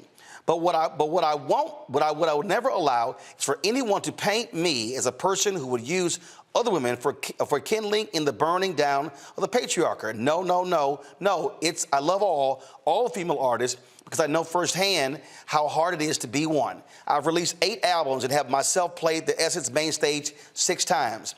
What I see here is the mainstreaming of cults that, in my honest opinion, should be adult-only entertainment. And I've been saying this same thing for over 20 years. Why? Some could say my ideals created a less successful business model, LOL. But I stand by them because my gut tells me to. So much more to say, but I don't feel like it. I'm in a big real-life moment and having a bunch of stuff going on. Also, in case you missed it, protecting my peace in 2023. She then puts, I'm open for a smart debate or a real conversation, but I don't do this social media self-propel outrage BS. I put me first in my life. I do this for self-care thing for real. Lastly, in case anyone missed it, I do not make a practice of publicly criticizing my sisters. My thoughts are around Essence Festival and context, which really is logic. I'm not addressing this anymore. Peace. Then she goes, why is it so hard for people to understand? It's crazy to me the level of explanation needed. Why is everything a thing? It's you, not me, LOL. All right. So when she talks about its essence, what India is saying there is that Essence Festival has always been about promoting powerful black women. It's been promoting the image of sisters. And so what she is laying out here is that when you see, because what happened was and I'm not sure if I shot any of it. Let's see here. So during Megan's set, she called up the audience. She called up different audience members on 3 separate occasions to come on stage and twerk. And that's exactly what happened. And this was actually during her show. And so people were, again, on the stage and they were dancing. Now, so when she's talking about Essence folks, she's talking about those putting it on. What are you projecting? And then what then began to happen is there are a lot of people who then begin to say, hey, this is not what Essence is all about. I can tell you as somebody who was sitting center row on the 7th row, literally right in front of the stage, I saw a number of people, older black folks, walk the hell out. There were some who had children with them, teenagers, as they walked out as well. And then, of course, Meg's whole set, every single one of her songs was saying the same thing, what she always talks about. And it all involves sex. So we have to ask the question, okay, your Essence Festival, you had 50 years of hip hop, and you had Jermaine Dupri, you had Ludacris, you had T.I., you had Ice Cube, you had Ice-T, you had Trina, Missy Elliott, all these different acts. The question that we do have to ask ourselves is, are there certain acts that should be in an adult-only space? And the other question is Essence right to promote a Meg Thee Stallion and the show that Janelle Monae put on? Arie says, context. We're taking your phone calls on this. I'm going to go to my panel and discuss this as well. If you want to weigh in, give us a call, folks. 202-890-1199. 202-890-1199. Let us know if you were actually at Essence Fest, if you were actually at Janelle Monae's show or Megan Thee Stallion show, and love to hear that. Uncle Luke did weigh in. I thought this was interesting. So do y'all have his tweet? He goes, so what happened was the folks at Essence posted a video of Janelle Monae showing her breast. He goes, what is this girl going through? She's never been out there like this. Is it a midlife crisis? Then many folks said, really, Luke? You of all people saying this here? All right, let's get into it. Niambe, I'll start with you. Your thoughts on what Arie is saying here in terms of what was presented on that stage. Well, look, I mean, people have their opinions. I mean, everybody's going to feel differently. I think Essence knew full well what they were doing when they invited Janelle Monae, whose breasts are freely shown on her album that's out right now, and Megan Thee Stallion, whose music has always been very explicit and very adult. So they knew what they were booking. I think, her point about context, I think, can be made about lots of things, because Juvenile was also performing Back That Ass Up at this same Essence. And so I'm always interested when women become the sort of targets for critiques about sexuality and over-sexualization. Now, I don't think Arie was attempting to call out those two women in particular, but I think perhaps she feels like people like my mother feel, or people like my aunties feel, who feel like this isn't the venue. This is crass behavior that should be somewhere else. I mean, I think at this point, we should probably stop being shocked by respectability politics. And I think there's a conversation to be had here, but I don't think that anything Arie said is anything that we haven't heard before or anything that we are unfamiliar with. I think people have very different visions and versions of what their feminism looks like, or what it looks like to uplift and uphold Black women. And I think, you have younger generations who say, we don't actually care about any of that because we have a right to the full range of human expression, even if it's raunchy, even if it's sexy, because quiet is kept. People thought this about Black women before these women even existed. So it doesn't matter whether they come out there with turtlenecks and sway back and forth. People are going to think what they're going to think. So, I mean, I think it's just a difference of opinion that this will never be resolved. I mean, this has been going on for time immemorial. Teresa, is it respectability politics, though? Because if what I'm hearing is, all right, you're talking about the previous acts that you've seen. Essence is actually, for years, next year's going to be the 30th anniversary of the music festival, for years has really focused on an adult audience. Now you're talking about really a 25-54. So now the question, and obviously, in order to remain relevant, then you still are having popular artists today. So the question then becomes, is this a culture clash between generations, or is it a question of saying, okay, because look, I remember Janet Jackson had her show, which was very sexually provocative on stage, but it wasn't as in your face, if you will, with the language as Meg Thee Stallion. And I can compare those two because I was at both, I've been at Essence the last 15, 16 years, and I remember the Janet Jackson set. Well, personally, I grew up in a very traditional household. So some of the ways, that women are carrying themselves in the music industry, for me, it's just a little bit of distasteful. I feel like, I'm in my 30s. So part of the music that I love was the R&B, the soul, the classics, the India Aries, the Erykah Badu's. And so that type of music actually was empowering. I think, some of the abilities that and the representation that the Essence Fest, which was #RatchetFest, that happened. The comments, I was going back and forth. I mean, personally, again, I'm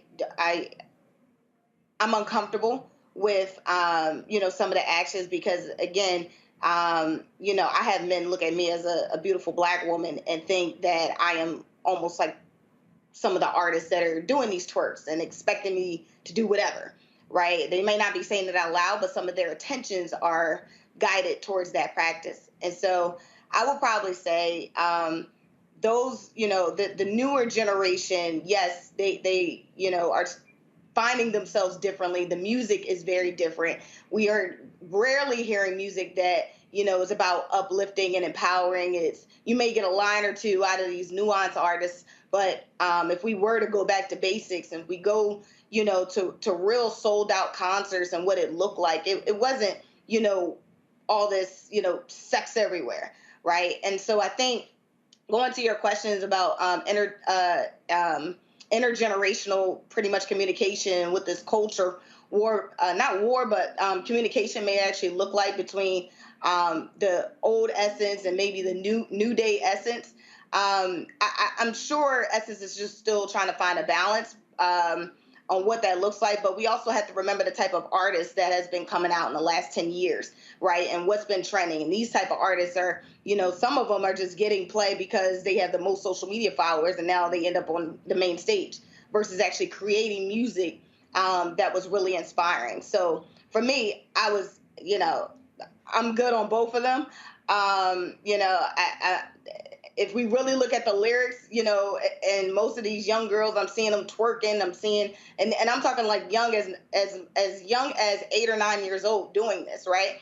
And then they're at school twerking on tables. It's just, it's one, yes, I'm looking at the parenting, but then two, it's, this is the type of music that gets you across the finish line. So also me even seeing some of these seasonal, so like Janet Jackson, some of these seasonal artists, go in that direction, and all of a sudden they're wearing, salacious outfits. It's just like, yo, you're like 55.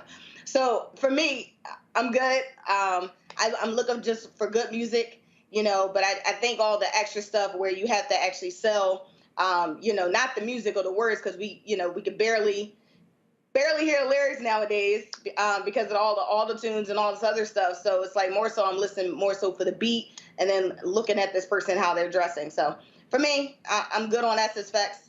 I think it missed the mark for me on how it actually interprets, the empowerment of Black women. I didn't feel empowered More so, I just felt like, great, you know, we're feeding into the narrative on what it takes to actually be in the music industry as a Black woman.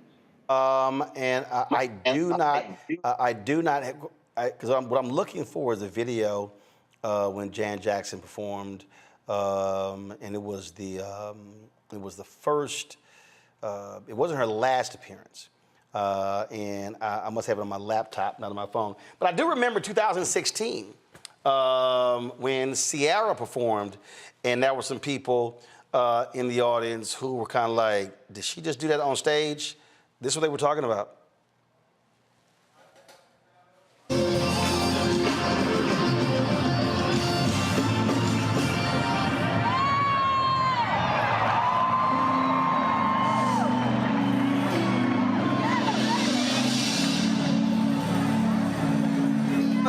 One of the things here, Larry, is artists on stage who are performing. I think when we talk about essence, what you're also looking at is when you have a range of ages that are actually in the audience. And there were teenagers, adults, seniors, seasoned saints, all in that Superdome. And so that's what I think is also different here, because Essence has so many different acts on the bill that if you stay for all of the concerts, I mean, you're talking about a plethora of folks. And so I know some folks who were there for the Ladies of Hip Hop, and they were like, I'm only here for that. And then they bounce the later you got into the show. Roland, I've been to Essence a few times, and you're right, in terms of the acts that they book, it's for different generations. You like Frankly Beverly and Mays, formerly known as, or if you like Keith Sweat. I'm another example of an artist when we talk about Meg and some of these other female hip hop artists. Roland, I'm old enough to remember 96, 97 when hardcore, Lil' Kim came out with hardcore. So the reason I highlight that is that there's a long tradition, not in the music in general, but hip hop in particular, about certain lyrics that some people might find offensive.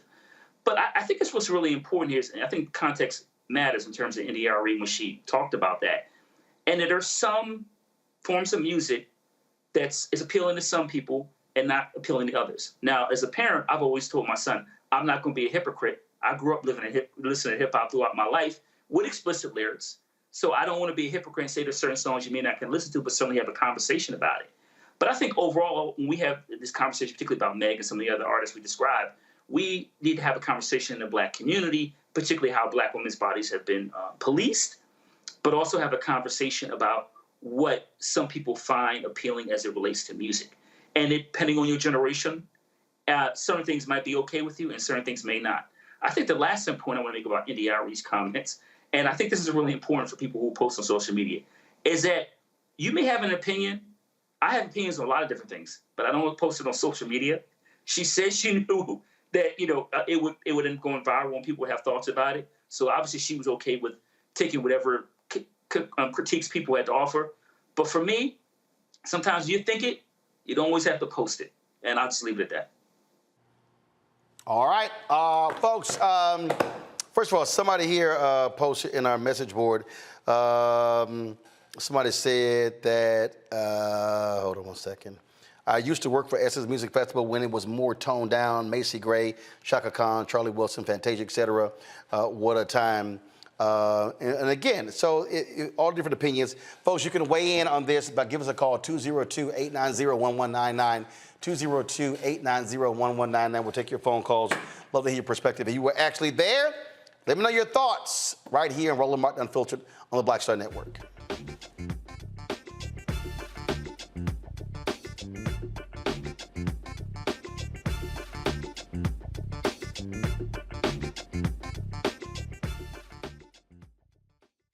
Hatred on the streets, a horrific scene, a white nationalist rally that descended into deadly violence. White people are losing their damn minds. as an angry pro-Trump mob storms the U.S. Capitol. We've seen We're about to see the rise of what I call white minority resistance. We have seen white folks in this country who simply cannot tolerate black folks voting. I think what we're seeing is the inevitable result of violent denial. This is part of American history. Every time that people of color have made progress, whether real or symbolic, there has been what Carol Anderson at Emory University calls white rage as a backlash. This is the rise of the Proud Boys and the Boogaloo Boys. America, there's going to be more of this. Here's all the Proud Boys, guys. This country is getting increasingly racist in its behaviors and its attitudes because of the fear of white people. The fear that they're taking our jobs, they're taking our resources, they're taking our women. This is white fear.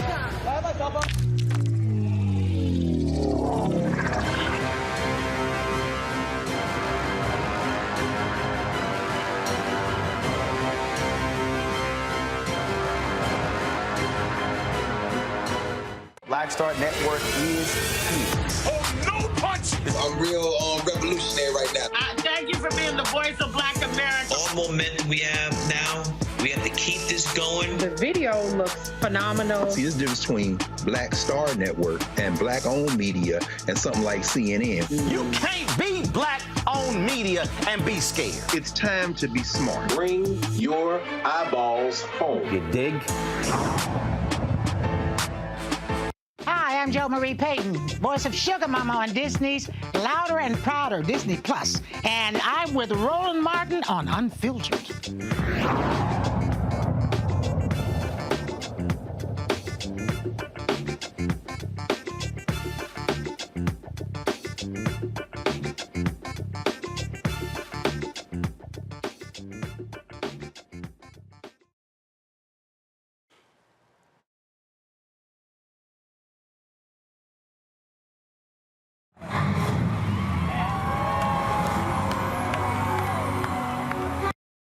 That was some of Meg Thee Stallion on Sunday night at Essence. Folks, again, have been talking about it. Was it too much? Was that improper for the Essence Festival stage? Does it actually speak to black female empowerment? Also, Janelle Monae with her show that some deem to be highly sexual as well. Yvette Thomas, Oklahoma City. Yvette, you're on the air. What's up? What's your comment? Yes, my name is Yvette Thomas from Oklahoma City, and I think it was totally inappropriate. I feel that women should leave something to the imagination. That's sexy, that's alluring. What they're doing is trashy. I think it was disrespectful to the legacy of Essence, and I think that it's doing nothing but perpetuating the stereotypical assertion of that's given to black women. So it's just trash. It's nothing to me but a pornographic prostitution, live pornographic prostitution show. They're giving the audience the porn, and they're prostituting for the record label, and they're degrading themselves and all black women. Black women are black queens that should act regally. Thank you. Thanks a lot, Yvette. Iris Lee from Wisconsin. Iris, you're on Roland Martin Unfiltered. What's your comment? Hi. My comment is the Jill Scott anthem. I think you should have led with that. The anthem, the way she worded it, was just, you felt that. That was I didn't attend the Essence Festival. I've seen, But there was no controversy over her anthem. No, I was there. I know what you're talking about. And folks didn't walk out on her anthem. They did on the Megan performance. Well, which came first? Let me ask that question then. What do you mean, which came first? Jill Scott performed on Saturday night. Megan Thee Stallion? No, Jill. First of all, Janelle Monae. Jill Scott came first? No, she did not. Janelle Monae performed on Friday night. Jill Scott performed on Saturday night. and then you had on Sunday Meg Thee Stallion. Oh, I just think that's a better topic for us to discuss. But that's not the topic we're discussing, though. Constantly. But that's not the topic we're discussing. So it's not a question what's a better topic. The reality is India Arie's comments has led to a lot of conversation on social media about what is right and what is proper and what is respectable for Essence Festival, not Jill Scott's anthem. Okay. Okay. All right. I agree somewhat. It's generational, you know. Okay. All right, Iris, thanks so much. Heather Richmond from Atlanta, Georgia. Heather, you're on Roland Martin Unfiltered. Hi, I wasn't at the festival, but I did watch it on Hulu. I think the bigger issue is Essence is trying to figure out what they want to be when they grow up or go forward. I did read that Hakeem Holmes, who's now the VP of the festival, is 29, and he's trying to appeal to a younger audience. So in that, if this is what the younger audience wants, clearly that's the direction that they're going to continue to move in. But what they're going to do is isolate what they're calling now it's the Aunties Festival, because those are the women who can afford to go and be at a festival for 3-4 nights and enjoy all of the different amenities that go along with that.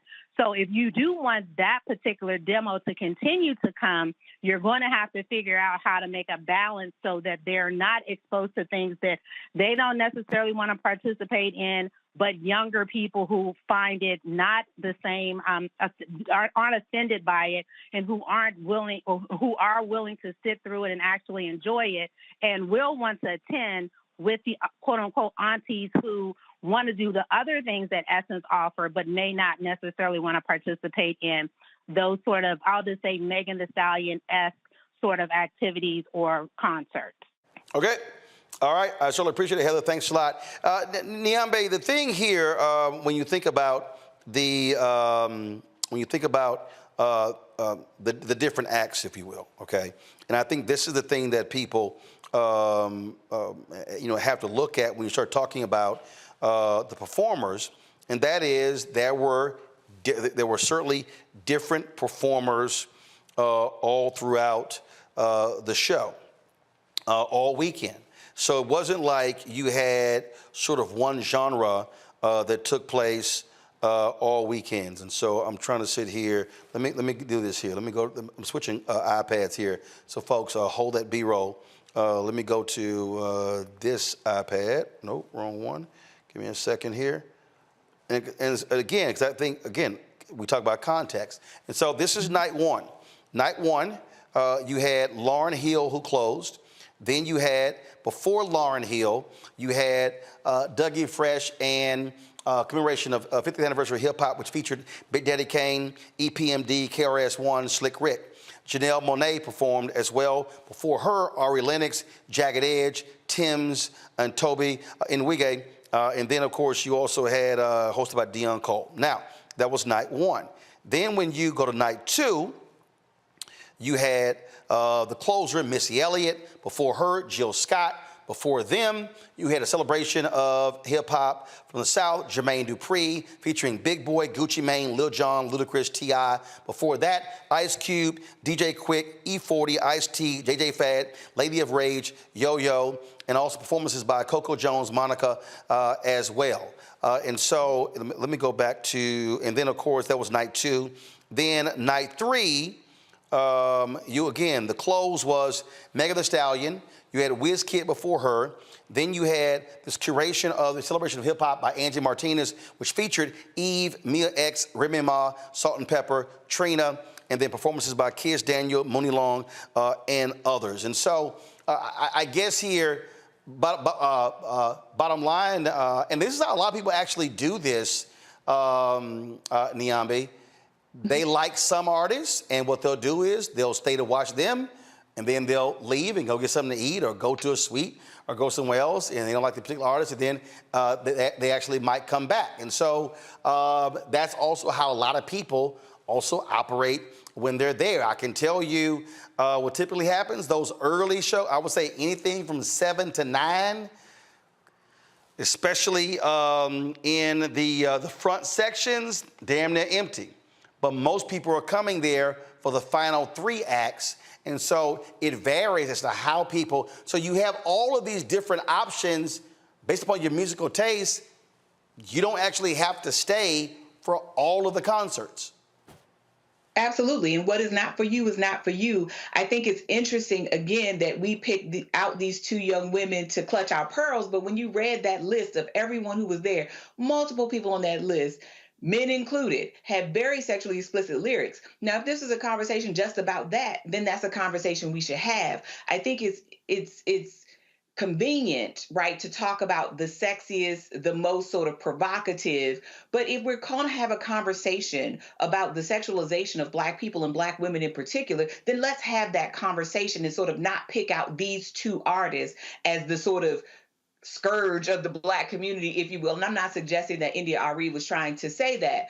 But yes, I mean, people will call them trashy people. I mean, like the caller did, people will call them all kinds of things. But again, it's all about what your taste is. And if this is not for you, you shouldn't go see them. And I'm not suggesting that you shouldn't be able to go to any of the concert. There clearly were a lot of different kinds of artists to select from if it was your fancy. But again, Meg Thee Stallion and Janelle Monae and some of these other people are not making music for everybody. I too am young enough to remember when hardcore came out and we had the same conversations about Little Kim and Foxy Brown. We had a lot less energy for the Lukes of the world. And some of these other, men who were also making sexually explicit lyrics. But nonetheless, this conversation will be a conversation that we will continually have, because I think it's unfair to sort of lay the sort of burden and the stigma of Black women's over-sexuality or over-sexualization at the feet of these young women, when again these ideas about who we are sexually and otherwise have been around for centuries. And it didn't matter whether we were covered up, it didn't matter whether we were sort of nude in the way that we might have been traditionally.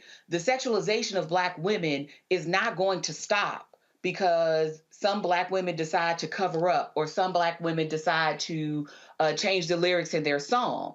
I think these performers have a right to present themselves how they want to. If the marketplace doesn't want it, the marketplace won't buy it. But there is clearly an audience there. And so, yes, some people walked out, but I'm sure there were others who stayed because this is what they wanted to see and wanted to hear on their at their Essence experience. I do think this is a classic situation of trying to please too many people, if you will, because the audience in age is going to range quite largely.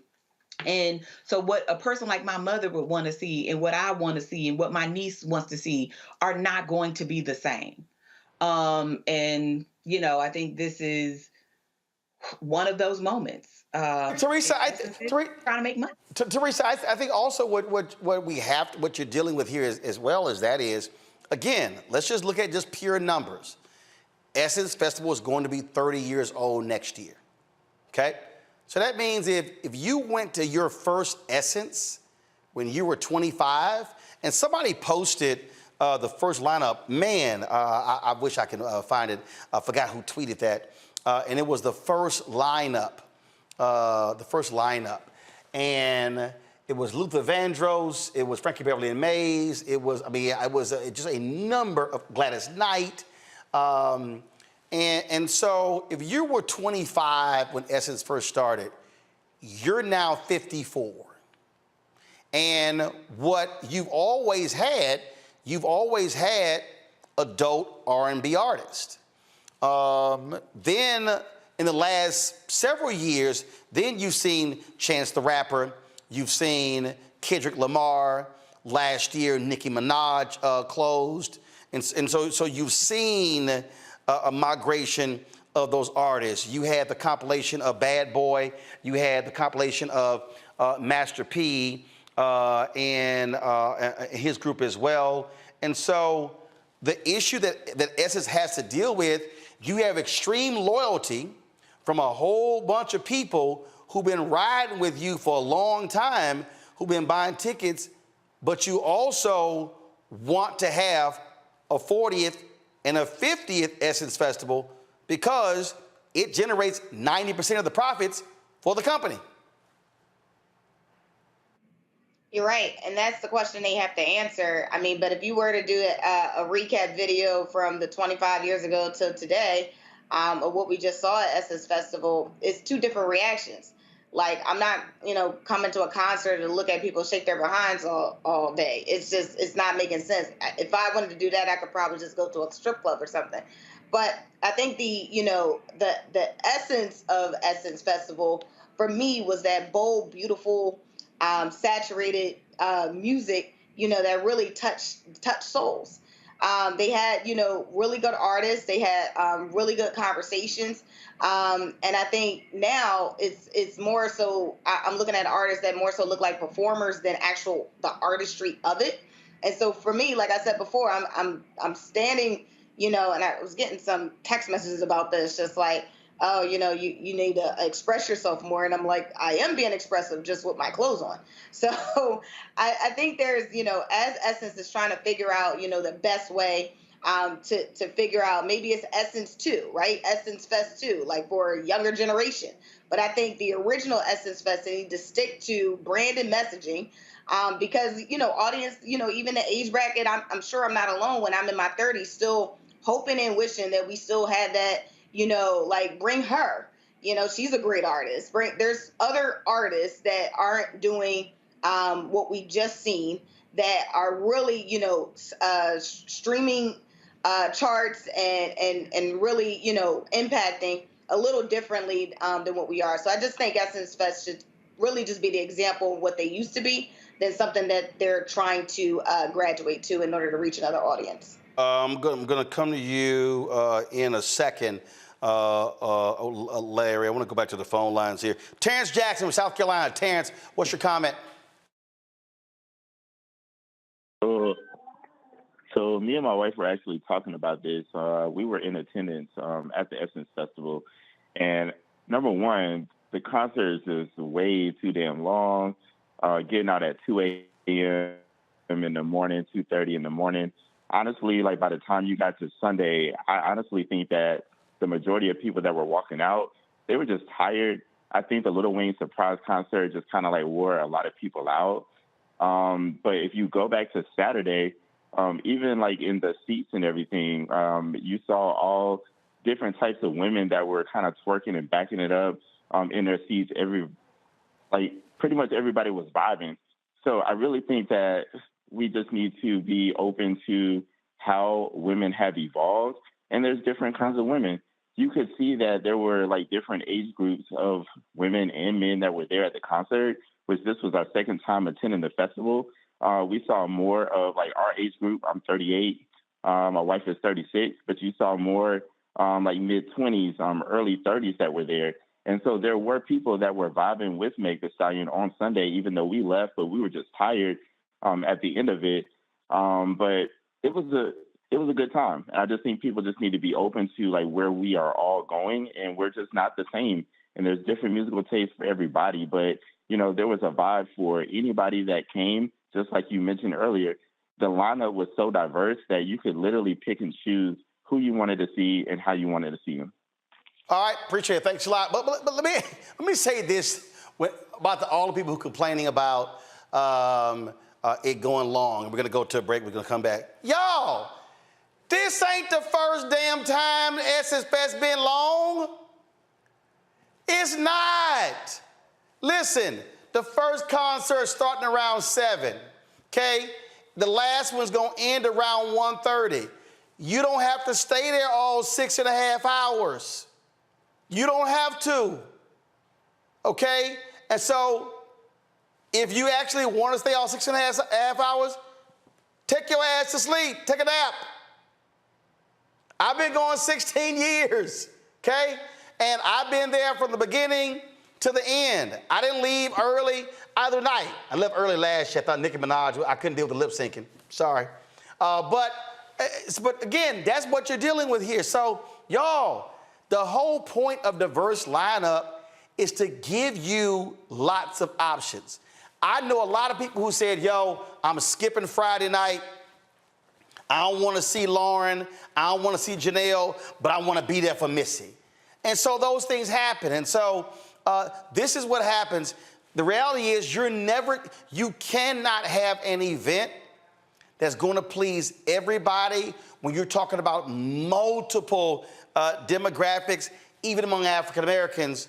But I also think India Arie is also talking about, when we keep talking about the music and the festival, she's also talking about the music industry and what is being presented. So hold tight 1 second. We'll take more of your phone calls, 202-890-1199, 202-890-1199. I got a question for Larry. We get back as well. Folks, you're watching Roland Martin Unfiltered right here on the Black Star Network. Missy Elliott, man, she did it. Here's some more of the video of her show, y'all. It was just crazy, her show. Let's go to it. Come on, click. Thank you. It was crazy. I mean, just absolutely just crazy. If you watched it on Hulu, it was fantastic, y'all. And so, just phenomenal show. And again, her show was different from Jill Scott, which was different from Dougie Fresh and the Hip Hop Cats. And so that's how it is. All right, folks, we'll be back on Roland Martin Unfiltered on the Black Star Network. My early days on the road, I've learned, well, first of all, as a musician, I studied not only piano, but I was also drummer and percussion. I was all city percussion as well. So I was one of the best in the city on percussion. There you go. Also studied trumpet, cello, violin, and bass, and any other instrument I could get my hand on. And with that study, I'd learned again what was for me. I learned what it meant to do what the instruments in the orchestra meant to each other in the relationships. Right. So that prepared me to be a leader. That prepared me to lead orchestras and to conduct orchestras. That prepared me to know to be a leader of men, they have to respect you and know that you know the music. You have to be the teacher of the music. You have to know the music better than anybody. There you go. Right, so you can't walk in unprepared.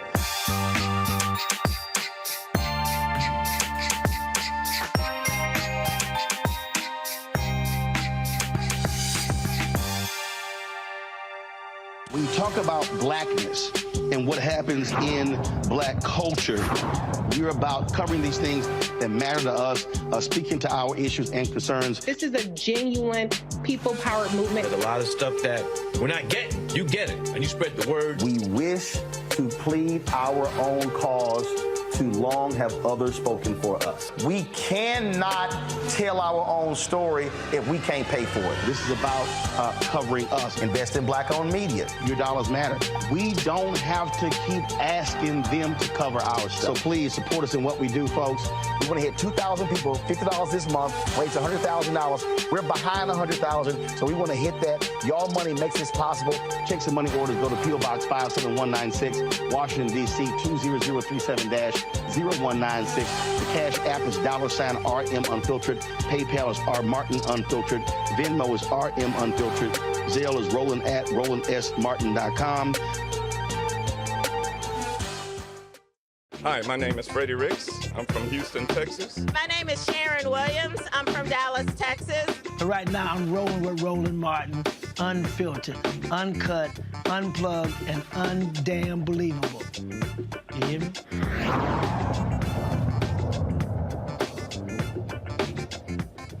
All right, welcome back to Roland Martin Unfiltered. All right, y'all, so I was telling you about, it was Mark Morial who tweeted out the original lineup. He was the mayor of New Orleans when it happened, y'all. And so, again, I just want to put, for the purpose of the context, I'm going to go to Larry, then go to the phone calls. This was the original lineup. Are y'all seeing it? This was the original lineup at the first Essence Festival 29 years ago. This was it right here. As you see, y'all, you had Luther Vandross, Gladys Knight, Patti LaBelle, Anita Baker, Boyz II Men, Barry White, B.B. King, Mary J. Blige, the OJs with Gerald Levert, Aretha Franklin, Maze featuring Frankie Beverly, Earth, Wind & Fire, Gerald Albright, and Aaliyah. So, Larry, looking at that, Aaliyah was the youngest person performing. If you want to talk about what was appealing to a younger audience at that time. Obviously, Boys to Men, but this is sort of what they're up against. You've had this allegiance from grown folk who've grown up with R&B music, and you just sort of have a clash of taste, if you will. Larry?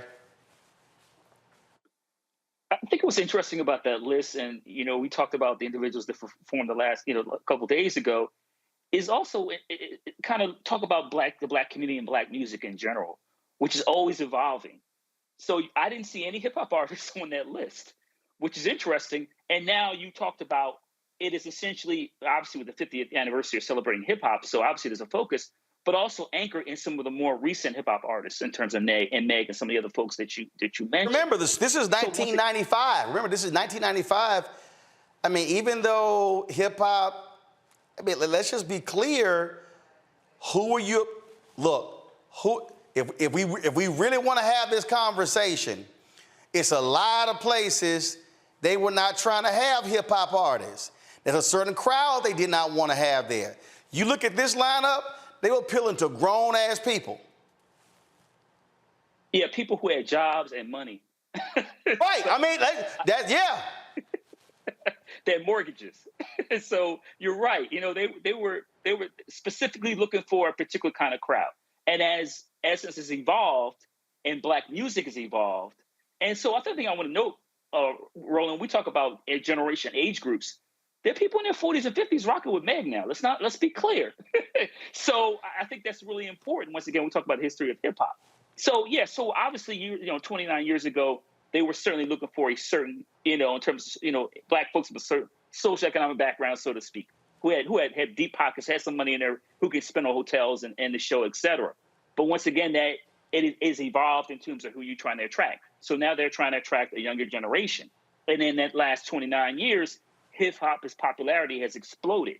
So once again, they're being consistent with who you're trying to attract. Well, which also explains, look, that's why you had Tim's and other Afrobeat artists on. You didn't have any Afrobeat artists on the lineup 5 years ago, but how musical taste changed. You want to go to the phone lines. Rakesh from Harlem. Rakesh, what's up? Hello? Here. Hello? Yes, you're on the air. Oh, yeah, this is Eric from Harlem. I want to say that Essence knew what they was getting into when they booked Megan and when they booked Janelle. If Essence felt that way, they shouldn't have booked them. They knew what they was getting into when they booked them, and they knew that the younger generation was there, and they wanted the money. So they can't have it both ways. If they felt any kind of way, or if anybody that was there felt any kind of way, then why did Essence book them in the first place then? Well, first of all, the criticism is not coming from Essence. It's coming from attendees and also the comments from India, Arie. But I get your point. We surely appreciate it. Thank you so very much. Marquez Gutner from Dallas. Marquez, you're on Roland Martin Unfiltered on the Black Star Network. How you doing? How you doing, Roland? Doing great. My thought is the line. It seems like year after year, they keep pushing the line. So what's going to happen when some young brother is up there on stage and he pulls out something that is not expected to be pulled out? It seems like that's where. Like hold up. Like what? A joint? Because guess what? Lil Wayne, his performance. No. He lit up he lit up on stage. Right. Well, I'm not talking about a job. I'm talking about the sexual orifice. I got it. Well, guess what? Guess what? Janelle Monae showed her areola. Lil Wayne performed with his shirt off. Okay. I'm telling you, Howard. Hold up. I'm talking about the jump. You think I'm lying? Let me find you a photo. But that's where it's going. That's where it's going. Okay. I think that's we're gonna be shocked one day when that happens, and so, what are people? How are people gonna react when that happens? Got it. Because you just see it coming. All right. Yeah. Marquez, thanks a lot. Bill Smith from California. Hey, Bill. You're on Roland Martin Unfiltered. This is a very important topic. Can you hear me? Yep, you're on the air. Go ahead. Sorry. My feelings on this subject is this. I don't think I think Arie is absolutely correct. This is not for everybody. We got black people, young black people out here trying to raise children. Our black people are up against enough trying to raise children. Well, I would be willing to bet there are not very many few black people out there that would allow their children to be twerking at 13, 14 years old, putting their breasts out, this and that and the other. A short story. My son I have two grandkids. One of my grandkids was here one day, and it was singing a song, and he was 3 or 4 years old, and he happened to say, "Back your ass up." My grandson turned around and wanted to jump all over him. I said, whoa, time out. Where did he get that from? You're the one playing the music. So, I mean, I'm not against this. They could have this, but there should be a time and a place for everything. They should announce, this is going to be a hip-hop show tonight. This is going to be this tonight. And so parents say, oh, no, we're not going to the hip-hop show. Then the kids come home, they want to sneak on their phones and watch this crap and so forth and so on. It's not good. Thank you very much for allowing me to express my opinion. Appreciate it. All right, thanks a bunch. Go to my iPad. This is Lil Wayne performing with no shirt on. So just want to let y'all know he was showing his areola as well. Rob Jennings from Benton Harbor, Michigan. Rob, you're on Roland Martin Unfiltered. What's up?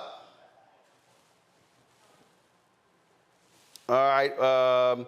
We got a couple of calls up I want to go to. I mean, look, the thing you said, Nyambe, is very clear. I mean, literally in the history of music, there have always been there's been this discussion. Hell, gospel music. There were folk who said, Thomas Dorsey, what are you doing? And then when the Winans did their music, what are you doing? When the Clark Sisters hit song was a club hit during the disco era, folks said sacrilegious.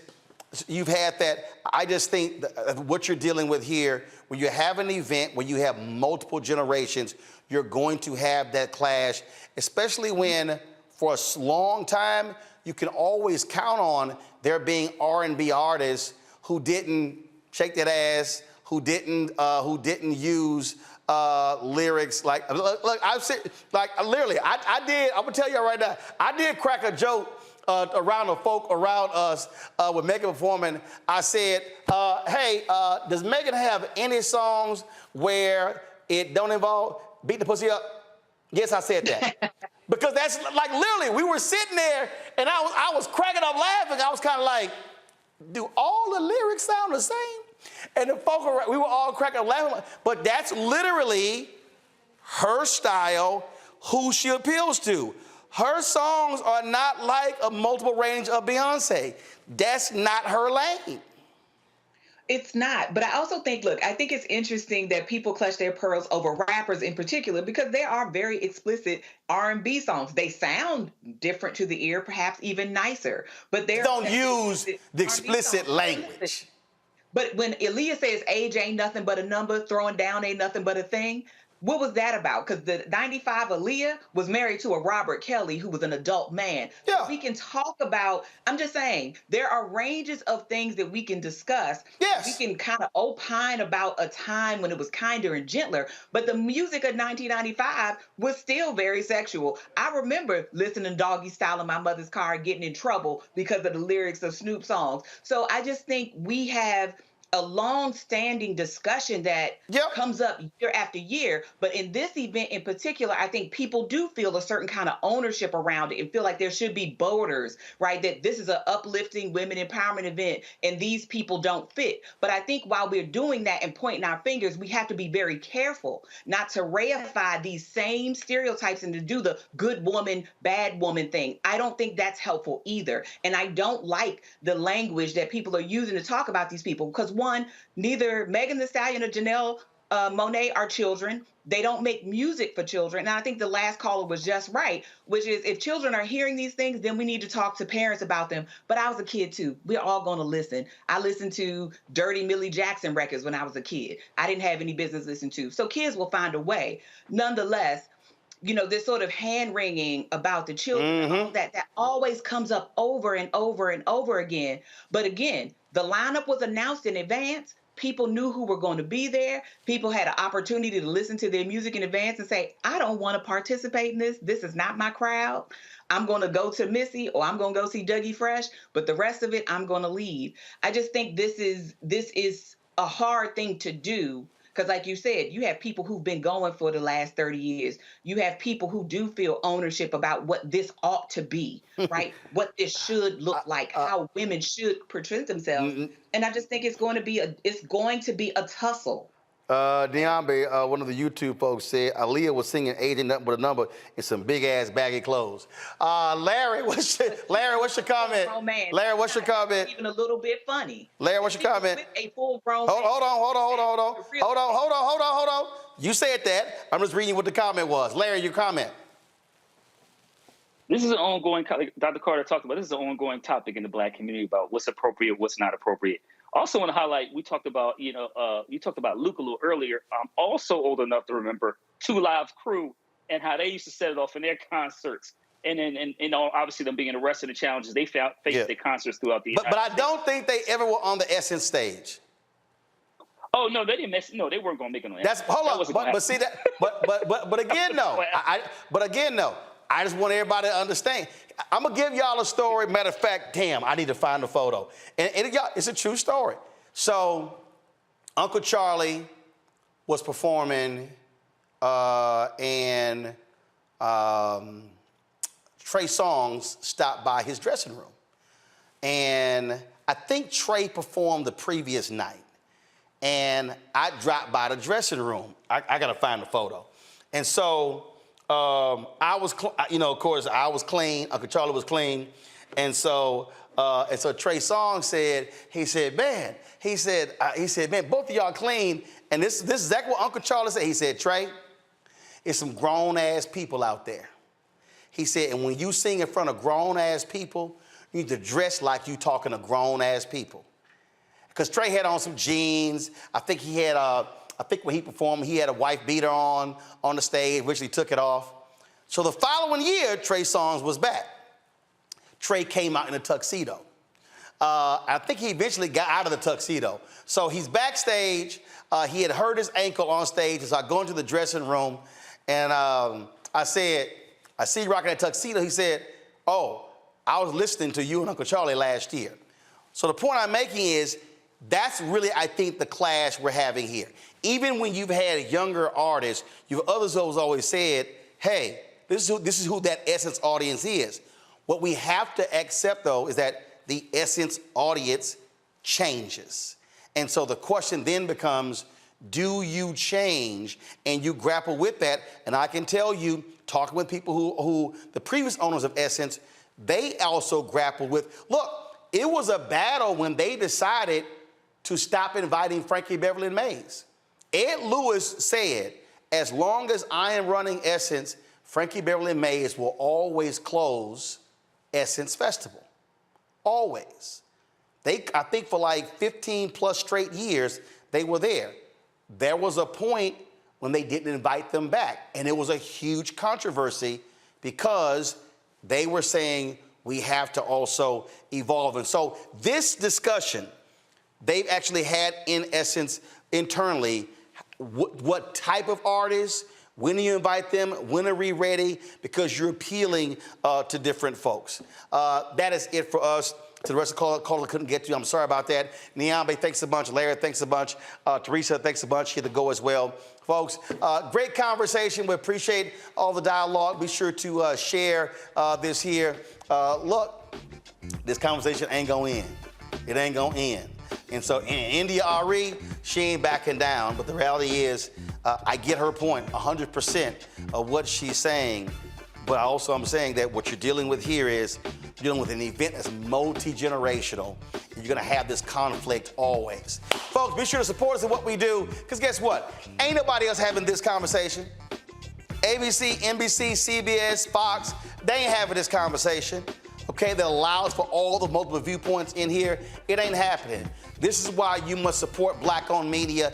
Download our Black Star Network app, Apple phone, Android phone, Apple TV, Android TV, Roku, Amazon Fire TV, Xbox One, Samsung Smart TV. Also, please join our Bring the Funk fan club. Your dollars are crucial. I cannot tell you how important it is. We are fighting the good fight for the advertising dollars, but y'all, it is not an easy fight. I can guarantee you. And so your giving matters. Your giving has sustained us in a huge way. And so please send check and money orders to P.O. Box 57196, Washington, D.C. 20037-0196. Cash App, $RM Unfiltered. PayPal is R Martin Unfiltered. Venmo is RM Unfiltered. Zelle, Roland at RolandSMartin.com, Roland at RolandMartinUnfiltered.com, and be sure to get a copy of my book, White Fear, How the Browning of America is Making White Folks Lose Their Minds. Available at bookstores nationwide. Buy it online. Download your audio copy on Audible. That's it. I'll see you tomorrow, right here on Roland Martin Unfiltered.